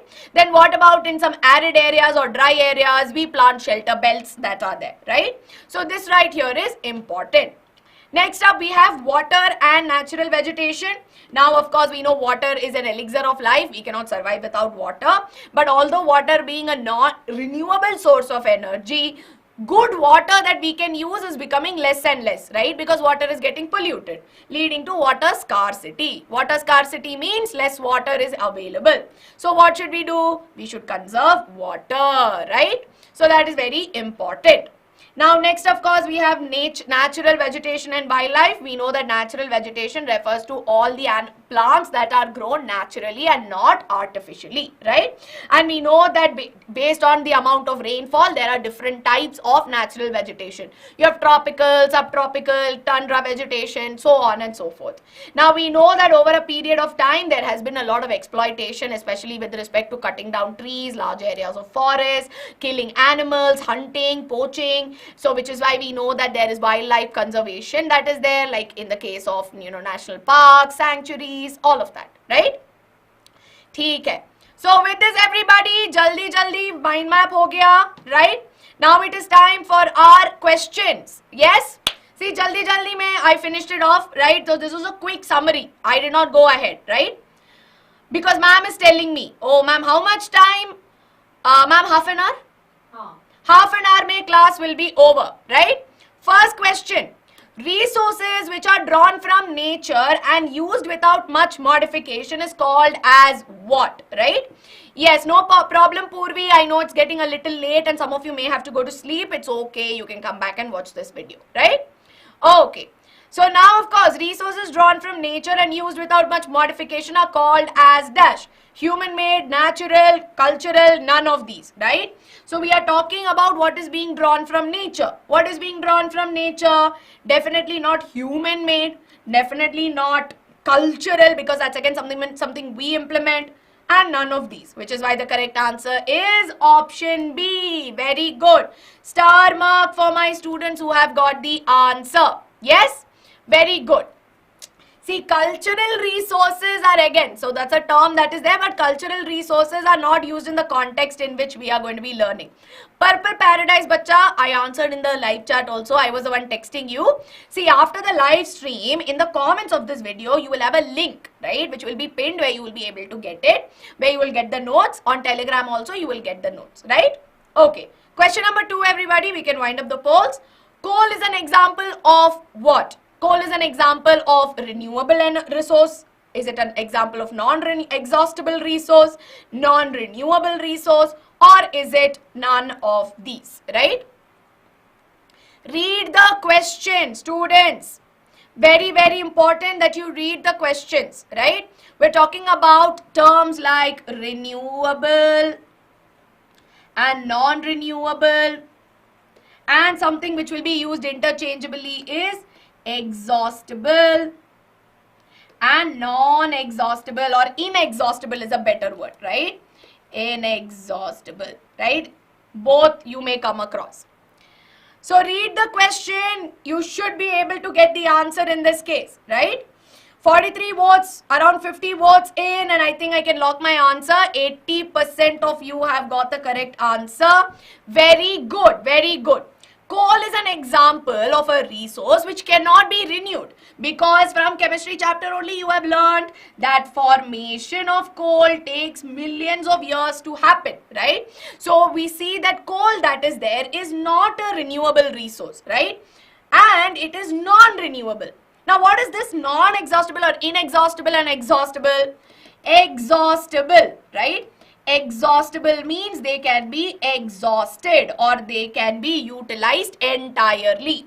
So here non-renewable means they can be exhaustible also. But if they are renewable, then they are non-exhaustible, right? So ऐसे इधर उधर it can happen sometimes. You don't get worried, right? Next up, the mass movement of rock, debris or earth down. Earth means not the whole earth, right? They're just talking about land, right? Down a slope is called as what? Earthquake, landslide, soil erosion, avalanche. Everyone, poll is live for all of you. Yes, poll is live. You should be able to give me the answer. Now I can see that majority of you are voting towards option B. Ma'am, we did not do mitigation methods of landslide. I think we did cover mitigation methods, right? Did we not? I know my hair is flying because there's a fan kept here. Today our AC is not working. So we are feeling like divas today with our hair flying and essay. We are. Okay. Very good, all of you. Very good. Haan, boliye. What is the doubt, Aisha? Okay. So with this, of course, everyone, correct answer here that is there is option B, which is landslide, right? Not earthquake. Earthquake means there is a shaking, right? So as you can all see, it is the shaking, the sudden, when we see that there are sudden shocks or vibrations that results in the shaking of the ground, that's earthquake. Soil erosion is removal of topsoil, right? So we see that it is removal of topsoil. But when we talk about mass movement of rock and debris, that is what we feel as landslide. Oh, Om. Oh, nice. Thank you. Oh, very good. Moving on to the next one. Crystal purple, I will do it, right? I will revise it. Yes. Savitri, I did tell you, it will take you half an hour more, that's all. Major factors of soil formation include soil erosion and deforestation. Is this statement true or false, right? Is this statement that is there, is it true or false?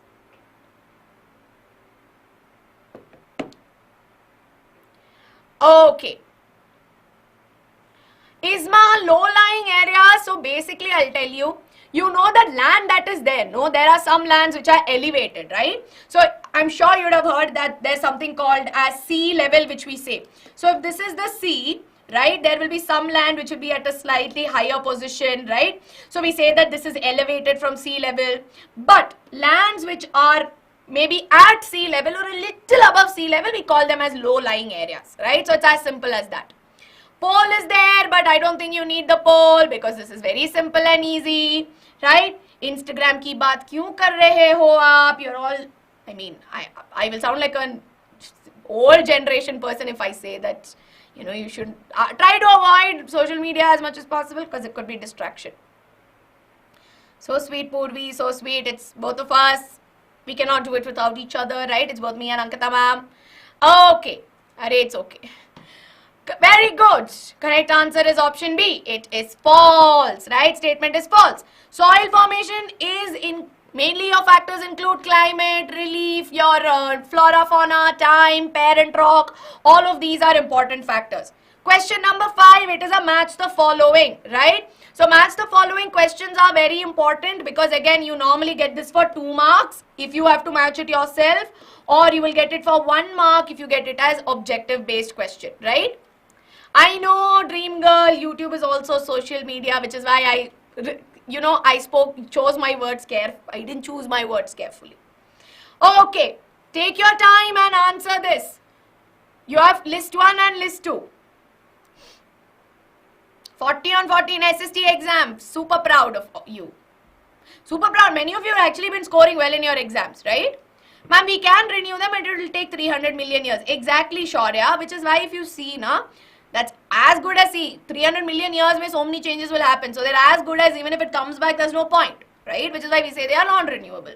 Yes. Okay. Isma, I answered your question. Low-lying areas are very close to sea level. Close to sea level. Okay. So in this case, we know soil formation mainly, of course, in this particular case, what do we see?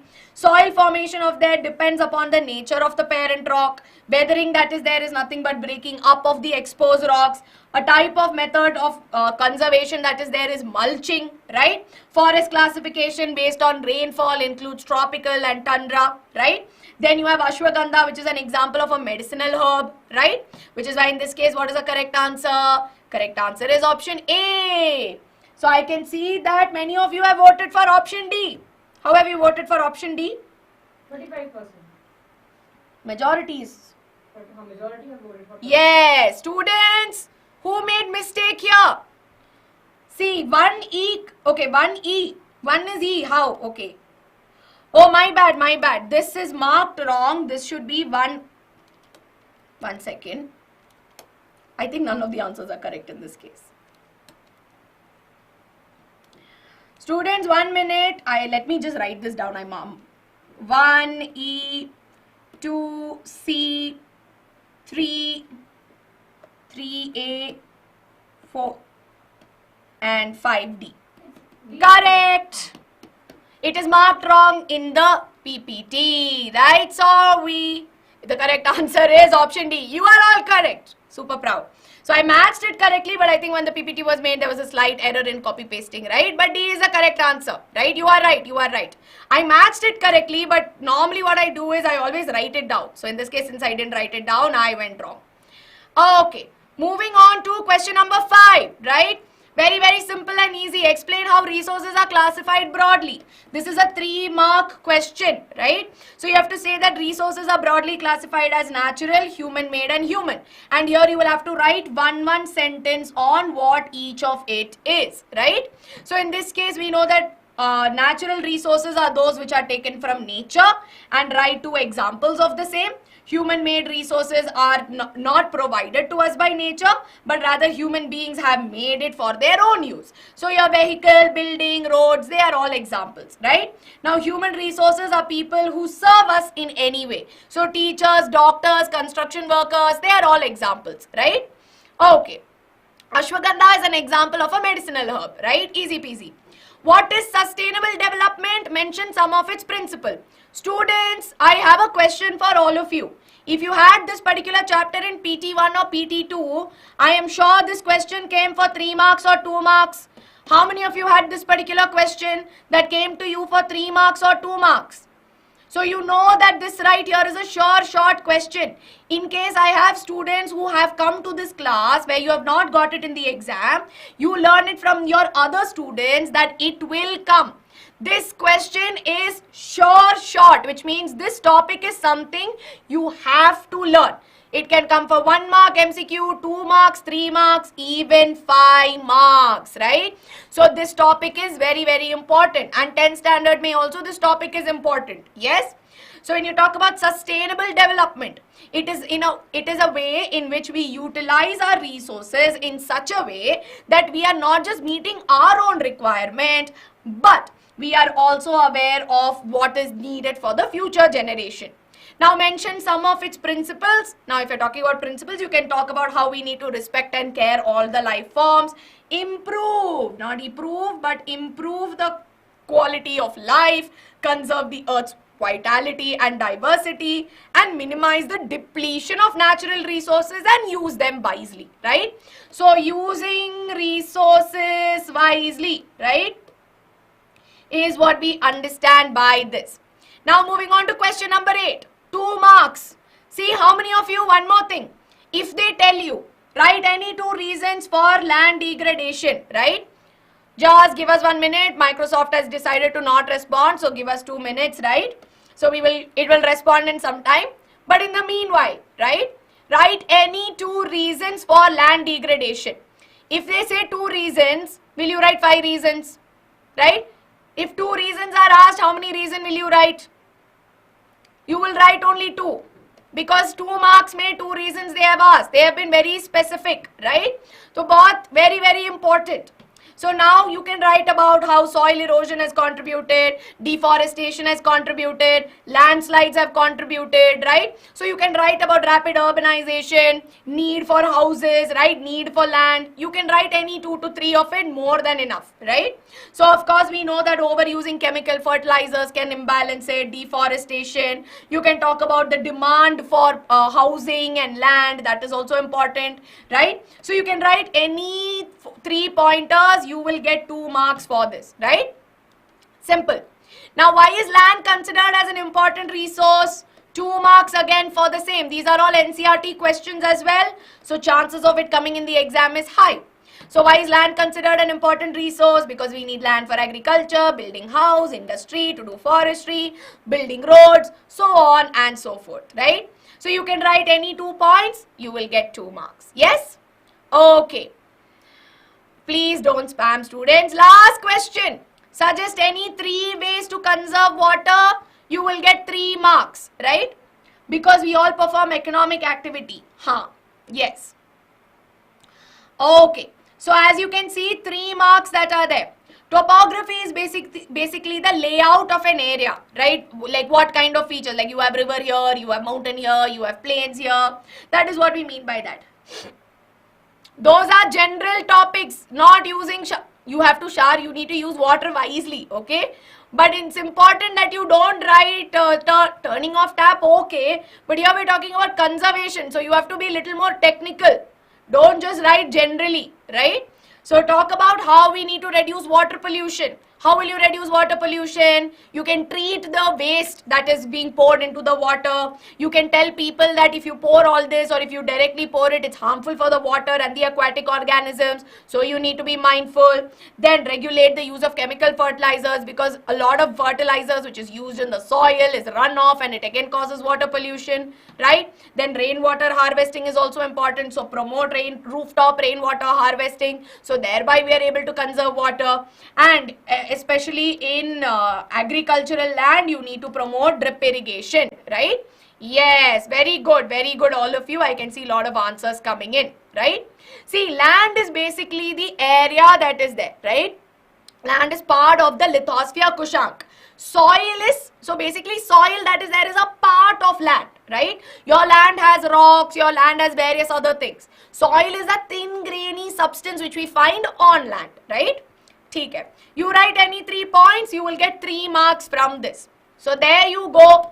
10 out of 10 questions. All of you have solved in geography. 2 chapters, essay we have revised, right? Now I know class is going a little longer than expected, but confidence level out of 10. How are we feeling, right?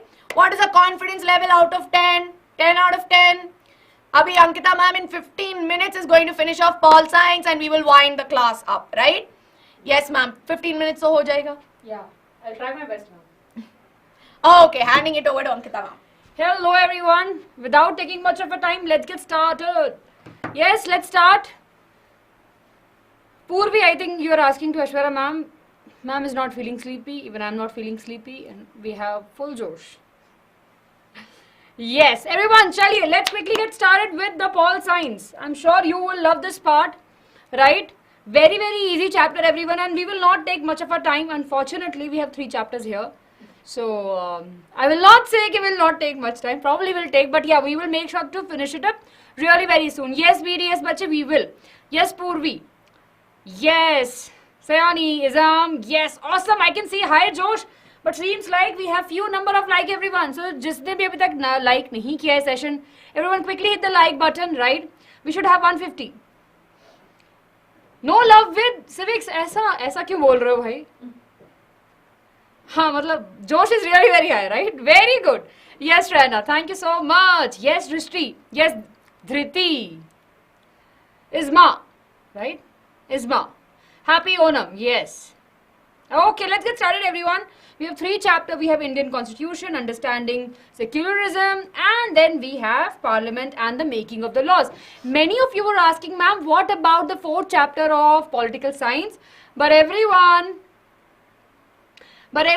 what we have now? We have, if you check the new rationalized textbook by the NCERT for class 8, they have merged these 2 chapters. So we have Parliament and Making of Laws. Okay, chaliye. Let's get started with the first chapter, everyone, the Indian Constitution, and we have this with us. So what are the important things we have in Indian Constitution? We have what is Constitution, what is the need of the Constitution, key features of the Indian Constitution, and the making of the Indian Constitution. So this is the broad classification we have.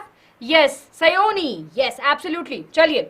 What is Constitution? We know that it is a set. It's basically a book that tell us, right? That tell us, or which have the rules that are set for all the citizens of the country, right? Set the fundamental rules that defines the state or how the country should be run. Yes, then we have that it determines the relation between the country and the citizens of it.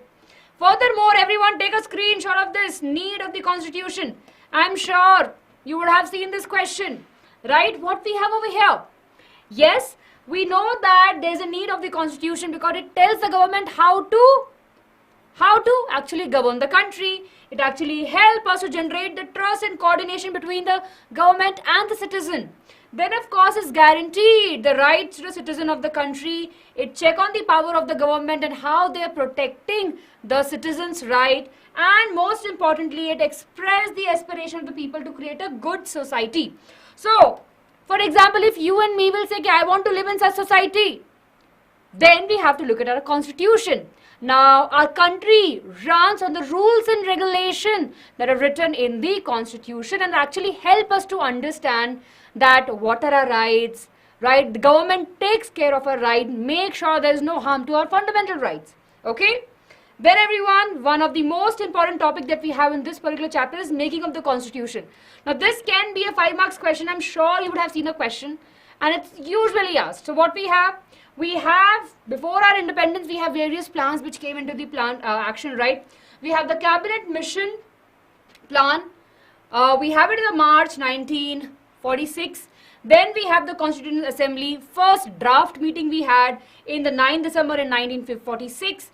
Then the Indian Constitution was adopted on 26 November 1949. And finally, if you look at the years, right, from May 1946, August 1947, that is the year when we got our independence, we actually adopted it or we have it in the full action on 26 January 1950. Everyone, please make sure you take the screenshot of this, right?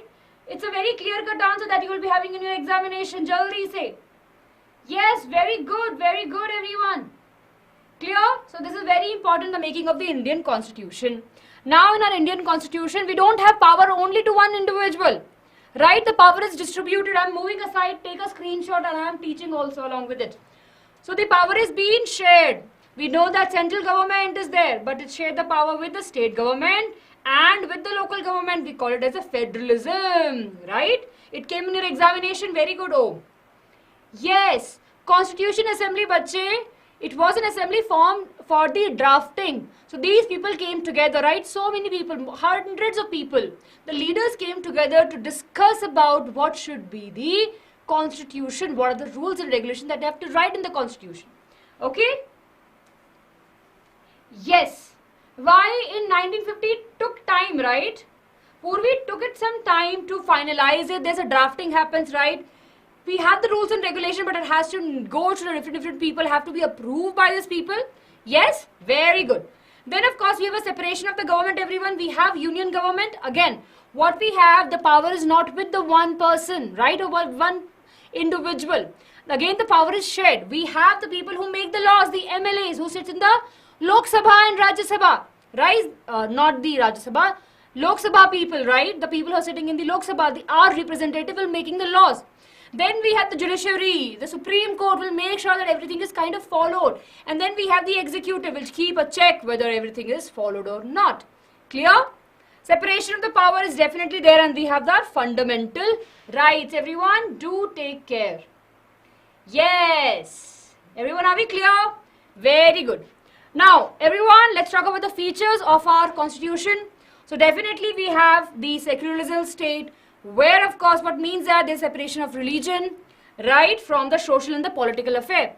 The government will not be interfering in the religion conversation until unless it's harming a citizen of the country. We have fundamental rights that are granted by the constitution of our country to each one of us.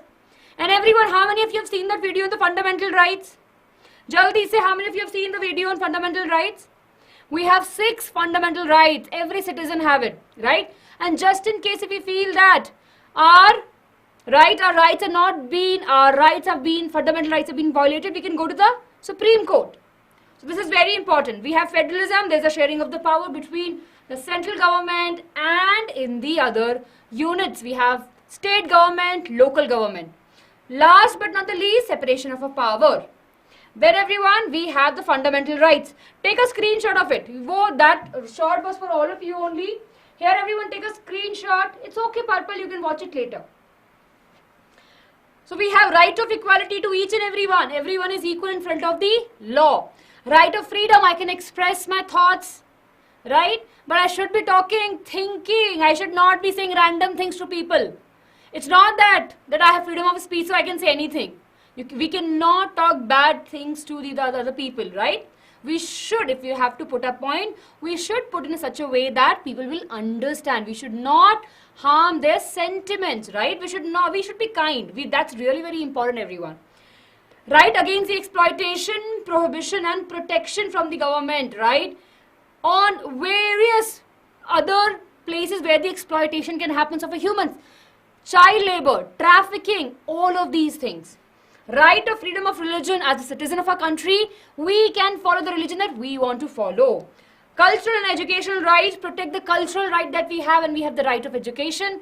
Most important, everyone, this right is very, very special and 2 marks question. The right of the constitutional remedy.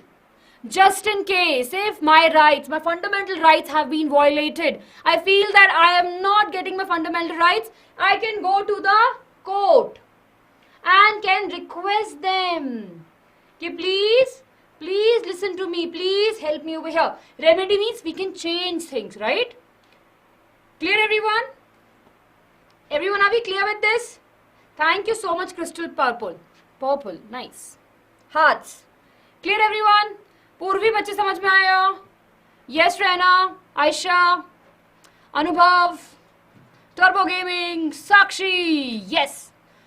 Handmade Sakshi, wow, nice. Izam, Kanchan, Sayoni, Diamond Clear, Om, Dr. Toba. Yes, chaliye. Moving ahead, everyone, we have parliamentary form of the government. We have the government, right, where we have the representatives, right? So what happens? We have elections. Every 5 years we have the main election where we will be selecting our MLAs. They will be electing a leader that will become the prime minister of our country, right? And we have the parliament members where they will be sitting all together. The ruling party and the opposition party will sit together and will discuss, right? It's a very, very important part of the constitution, and of course it is a parliamentary form of the government that we have. Furthermore, everyone, let's move to the next chapter altogether, which is the understanding secularism. Now this chapter is super easy.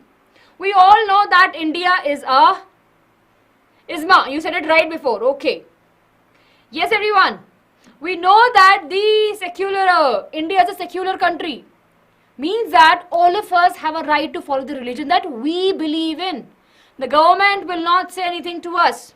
We will be treated equally in front of the laws. That's a super, and it's a very, very important thing. There are so many countries in the world, not so many, but there are few countries in the world where there is an official religion. So the other people will not be able to worship in public. But that's not the case in our country. So let's talk about this. So here everyone, we have the meaning of the secularism. Meaning that religion is separate from the political, economical and social and the cultural aspect of life, and it treated everyone equally. The Constitution, right, 42nd Amendment Act, according in the year 1972, they added the word secular. Moving further everyone, it is really very important to have a secular state. Why it is important? Right? Dr. Toby Naik, I'll answer your question. Bache, give me some time. Avni, it's okay. I will answer your doubts when I'm taking your doubts. It allows the people to interpret the religion's teaching, right? And they can follow their own belief. It allows the individual to leave one faith and join another.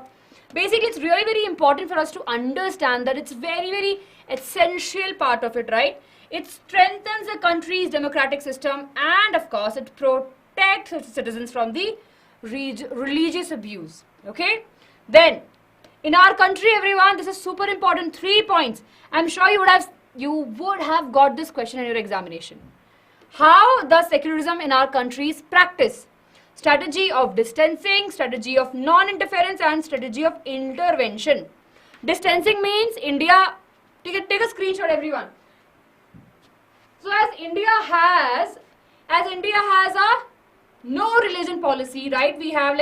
I will correct myself, really sorry for the statement. As India has no official religion, we are free to follow the religion that we want to follow. The government will not interfere there. They will keep a distance, right? They'll keep a distance. They will not come and tell, you follow this religion. They will not. They will support the religion that we are following and we'll be treated equally. Strategy of non-interference means what? Strategy of non-interference means that apart from certain exception, they will not interfere. Right? They will not interfere in what is happening. For example, in a textbook, they have given the example of Sikh. They don't have to wear the turban. They don't have to wear the helmet because they are wearing the turban. The purpose of wearing the helmet is to protect the head. But as a Sikh, in their religion, they wear the turban. It provides a protection. So, of course, there's no force on them to wear the helmet. So, we see that there's a strategy of non-interference. They are not interfering over there. Strategy of intervention. Just in case, if the situation is really very bad, if there's two groups who are fighting, at that time the government will or the constitution will intervene. Everyone, are we clear? Yes? Everyone, are we clear? Everyone, are we clear with this? Jaldi se quick thumbs up. Very good. Very good, everyone. Chaliye. I'll answer your doubt. Just give me 1 minute. Then, of course, we have the secularism in USA and in India. In US, everyone, there's a strict rule. The government, this is very, very important. Again, a question which is usually asked. According to the laws in the USA, right, the constitution prohibits the legislature who's make the law. They will not be interfering, right? Clear, everyone? They have no interference in any of the religious activities. They are very, very strict over there. In India, we have some intervention, but there's no. Clear? So, take a screenshot of this, everyone. Yes, take a screenshot of this and this. This question can come in your examination to differentiate between the secularism in USA and in our country. Yes? So, what we have over here, state and religion are absolutely separate. So, basically in USA, the government will not be interfering in any matters of the religion. It's a clear-cut line. They will not be interfering in any of the religious, making laws. Clear? Everyone, are we clear with this? Excuse me, ma'am, are absolute? I didn't get your question. They are real. Definitely they are real and they are there with us. Ma'am, why our country is a secular country? Because in our country, we don't have an official religion and the individual can follow the religion they want to follow. The government will not be affecting that individual, right? The religion is separate from the economical, social, political parts of it. Okay, chaliye everyone. Let's move ahead to the next chapter, which is Parliament and Making of the Laws. Very easy chapter. We know that what is Parliament, right? What is Parliament, everyone? Where, of course, our representative sits. So take a screenshot of everyone. We know that Parliament is a body where, of course, the representative sits. They make the laws, the policies that runs the country. In Lok Sabha, everyone, we have 550 members. Current members are 543 or 545 actually, if we add the two Anglo-Indians member, right? Then we have Rajya Sabha. These are the members that we have, right? Number kind of keep on changing, varies on the number of the individuals which are there, right? The components, we have Lok Sabha and Rajya Sabha, and then we have the president. Lok Sabha mein which members we have? We have the members in Lok Sabha that are representatives that are elected by us in the elections. And we have the elections, everyone. Lok Sabha elected usually in the 5 years. Rajya Sabha mein elected by the system of the proportional representation through the single transfer vote. And of course, we have some Rajya Sabha members which are directly nominated by the president of our country. Anglo-Indians are those Indians who have the origin. Their parents, right? Their parents have the origin of the Britishers, and they are Indian. So let's suppose the Britishers were there in our country, and when the Britishers left our country, they decided they loved our country and they felt that no, they want to live in this country only. And when they are there with us, we call them as Anglo-Indians. Now, of course, we don't have a very, now we don't use this word very prominently. Initially, when the constitution was made, it was used. Chaliye. Moving ahead, everyone, what is the role of the parliament? To elect the government, a very important role of the parliament, to control and guide the government and to make the laws. Take the screenshot of it, everyone. Take the screenshot of it. Jaldi se, this is a clear, direct question that we have in the examination. Then the parliament of a country, right? We have the constituency. What are these? These are the areas. These are the areas where the elections will be happening, right? And from there we will have a representative that we will be selecting, and they will be going into the parliament. They will be there in a party, and that party, if they have the majority, they will elect the prime minister, right? These members will have their head, and that we have the prime minister of the country. Yes. Okay. Chaliye. Anglo-Indians are half Britishers, half Indians. One of your friend answer over there. Chaliye. The execution responsibility of the executing and reinforcement of the laws is also with the government, right? It consists, definitely, this whole responsibility comes to the president, the governor, central and the state minister altogether. The Rajya Sabha is the representation of the state's parliament, right? And of course, it can also start the legislation and must approve a bill to become a law. So when there's a passing of the law, it has to go to the Lok Sabha first, and then to the Rajya Sabha, and then to the president of the country. Very good. There's a new term, everyone, that we have in this particular chapter, that is a coalition government. Right? When two parties are there, there's one party. Let's suppose we need to win 250 votes. Sorry, we need to vote 250 votes. But I have 245 votes. I need 5 extra votes, so I'll be going to Aishwarya ma'am. Ma'am, please vote for me. Now, ma'am, you have 5 votes, please come with me. We will form the government. That government, when there is a alliance between two parties, right over there. So we call it as the coalition government. It's just an example. Please don't take this. I'm just giving you an example. It is an example. I'm not going by the actual numbers. I'm just using an example over here. Yes, Gadbandhan ki sarkar. Absolutely correct. Yes, chaliye. Okay, so here we have the example. So we saw the formation of the alliance like this. Chaliye. Next, everyone, we have making of the laws. So, of course, as we know that laws are not made randomly कि अच्छा आज Ankita ma'am आ रही है ma'am 2 law बना के चली जाएंगी. It's not possible, right? So, law in our country been made after lots of discussion, lots and lots of studying, lots of people intervention, and then only the laws or the policies are passed. So first, of course, there will be the introduction, right? The people will raise their voice. If the MLAs feel that that's a really requirement, what will happen? They will make a rough draft of it, and they will be going into the parliament. They'll present it to the opposition. They will present it to all the people. If they will approve it, it will go to the Rajya Sabha, and from there to the president, and that's how we will have the bill. Clear? Yes. Moving ahead, everyone. Making of laws, role of the citizen. Now let me ask you, everyone, do you and I have any contribution in making law? Jaldi se. Controversial laws, we'll discuss about it, bache. Tell me, do we have the power to make laws? Jaldi, jaldi, everyone. Zoe, okay. Right? For example, if I feel the law or the policy which is given by the government, if I feel that it's not right for me and for my community, I can go on the television, I can give the interview, I can go and protest, right? I can raise my voice. That's a power we have in our country, because we are not just thinking about one individual, we are thinking about a community or a huge society.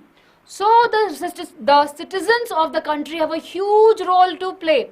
Everyone, why I'm here, why I'm teaching you all of this. See, you are the future. You have to understand this. If you feel that you have to make any change in the system, any change in the country, it has to happen with the laws, right?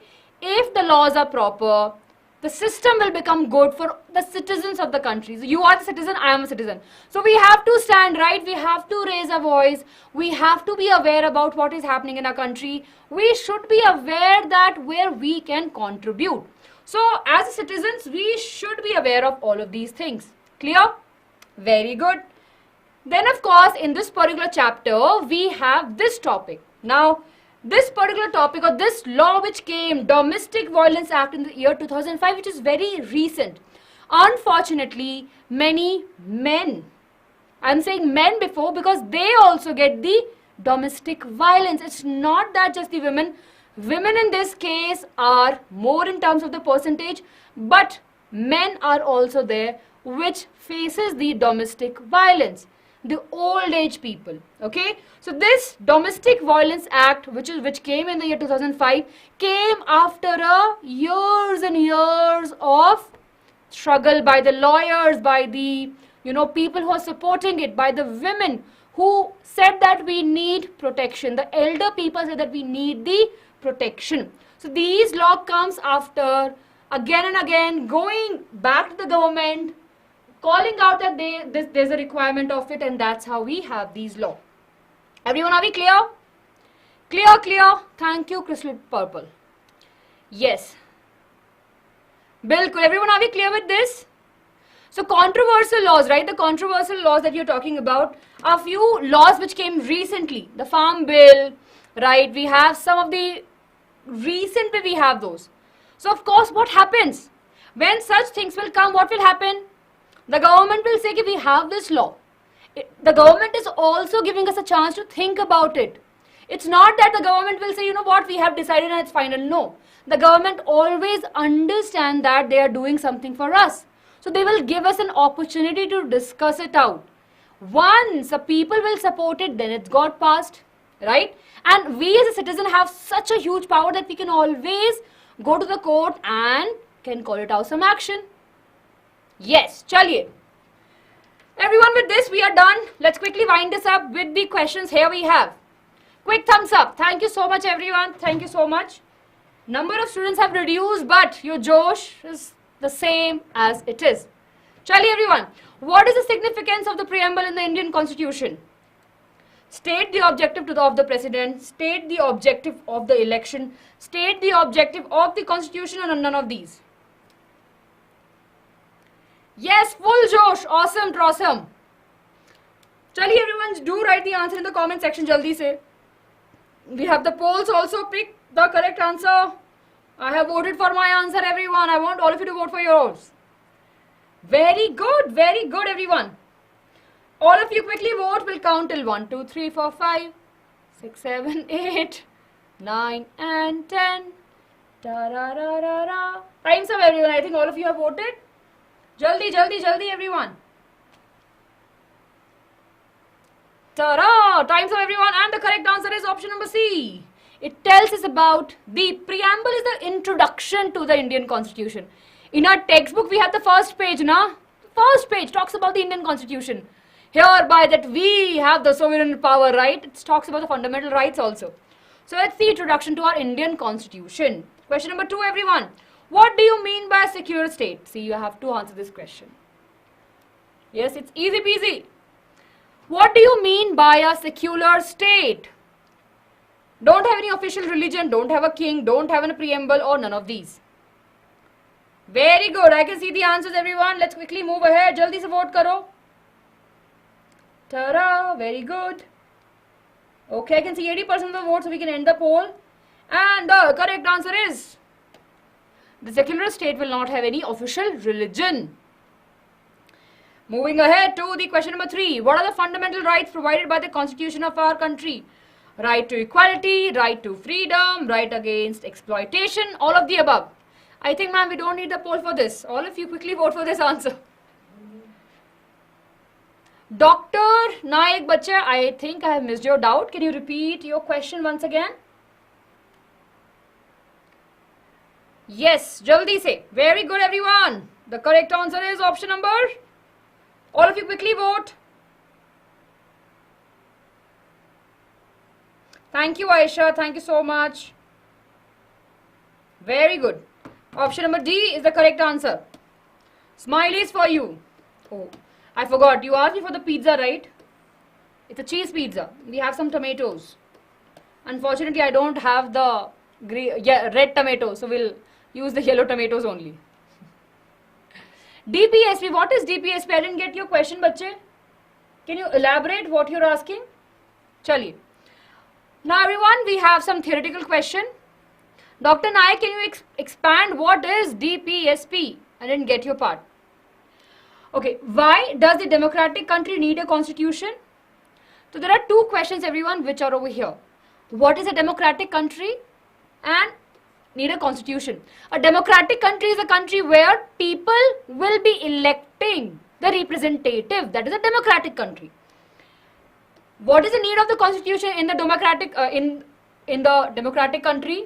Why a democratic country need a constitution? So that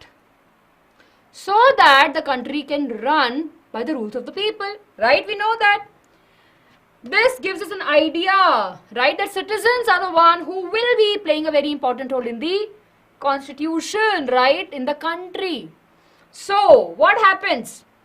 It actually is related to the citizens of the country. Everyone, are we clear? So take a screenshot of this. The basic idea comes on the basis of which we as a citizen aspire to live in our country, how we want our country to be there, right? That is the reason a democratic country need a constitution. It cannot be the case that me and Aishwarya ma'am will come and will say, you know what, from now at 8 p.m. we'll be taking your SST class every day. That cannot be the case, right? Even though we want to, or you want to come to the class at 8 p.m. but we'll not be able to do that, right? We have to study the other subjects also. So that's, everyone, tells us that the citizens have the power. It tells us about the fundamental nature of the society, help us to understand the political system of the country, and state the rules based upon which the religion and the different communities will be existing in a society peacefully. Chaliye. Next question, everyone. Question 5. What is the difference? What is the difference, everyone? We have 10 more minutes. 10 more minutes in the class. We'll be able to finish this off. What is the difference in who exercise the executive power in the above two constitution of Nepal? So we know that, okay, this is the NCERT questions, right? When we talk about the constitution of Nepal, you tell me, quickly tell me, everyone, about the constitution of Nepal.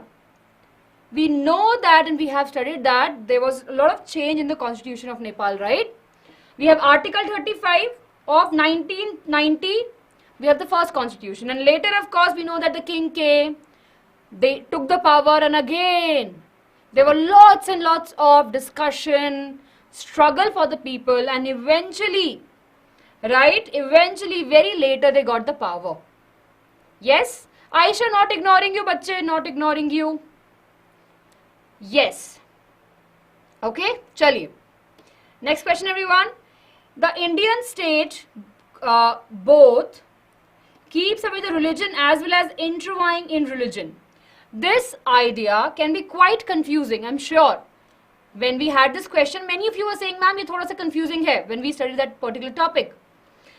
When we say the government will stay away from the religious matter and we say that it will intervene in some of the matters, right? Let's discuss it out directly from your NCERT, everyone. So we know that the Indian state will both keep away a distance from the religion and will also intervene depending on the need, right? If a person with the majority religion group gets a state power, what will happen? They will be using this power to discriminate the other religion people. So the majority may even deprive the minority. It could be the case. So if the state handed over the power to the personal belonging, then we can see the lots of ups and downs, discrimination in society. Hence, the Indian state will keep a distance. For example, let's suppose if yellow have the power, right? Looks like a baby ka cap only, but yeah, this person has the power. And he tells all people that now all of you will be wearing yellow clothes. Right? My favorite color is yellow, so all of you will be wearing the yellow clothes. Do you think that government should intervene? Yes or no? Aisha, please do write your doubt. Tell me, everyone. This question can come for 5 marks or for 3 marks also. Do you think that the government should intervene? Yes, right?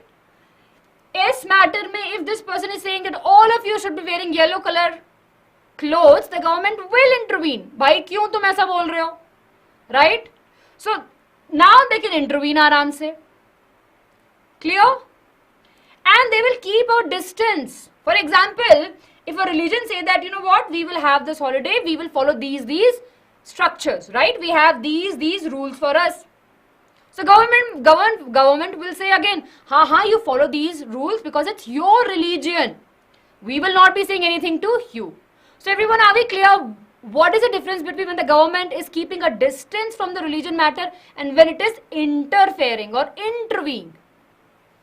Yes, I'm just finishing it off really very soon. Chaliye.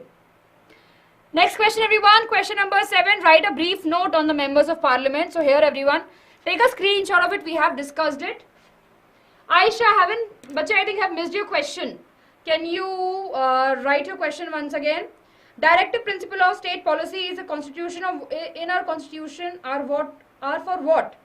See, you have the answer in the question itself. Directive principle of state policy. What do you think? Directive principle, right, of state policy. What do you think will be the meaning of this? They have the certain rules and regulations. Clear? Very good. Everyone, I hope that you have taken the screenshot. Moving to the next question, write a brief note on the struggle of the freedom in Nepal. Again, we have discussed it. Take a screenshot of this, everyone. It's an important part. It's a very, very important part. 1990 when the struggle started, then we have the constitution. Till 2002, again it got changed. Then they have the final constitution in the year 2007. Okay, next question, everyone. What is universal adult franchisee? All the citizens above 21 of age have the power to, basically they can vote, right? And there's no differentiation based upon the sex, caste, creed, education and financial status of the individual. Right? Everyone has a right to vote. Last question, everyone. What are the strategies followed by the Indian government to establish the secularism? 3 points. Strategy of distancing itself from religion, strategy of non-interference and strategy of intervention. Ta-da! I know bhook lag rahi hai. It's 21. Swati, the age is 21. Initially it was 18, but now it is 21. With this, everyone, we are done. Ta-da! Homework question. Right? So, there are 2 homework questions that I really want to give you, and of course, Aishwarya ma'am will also add. No homework question, ma'am, this time? Or we'll just give one? One. Okay? So, everyone, write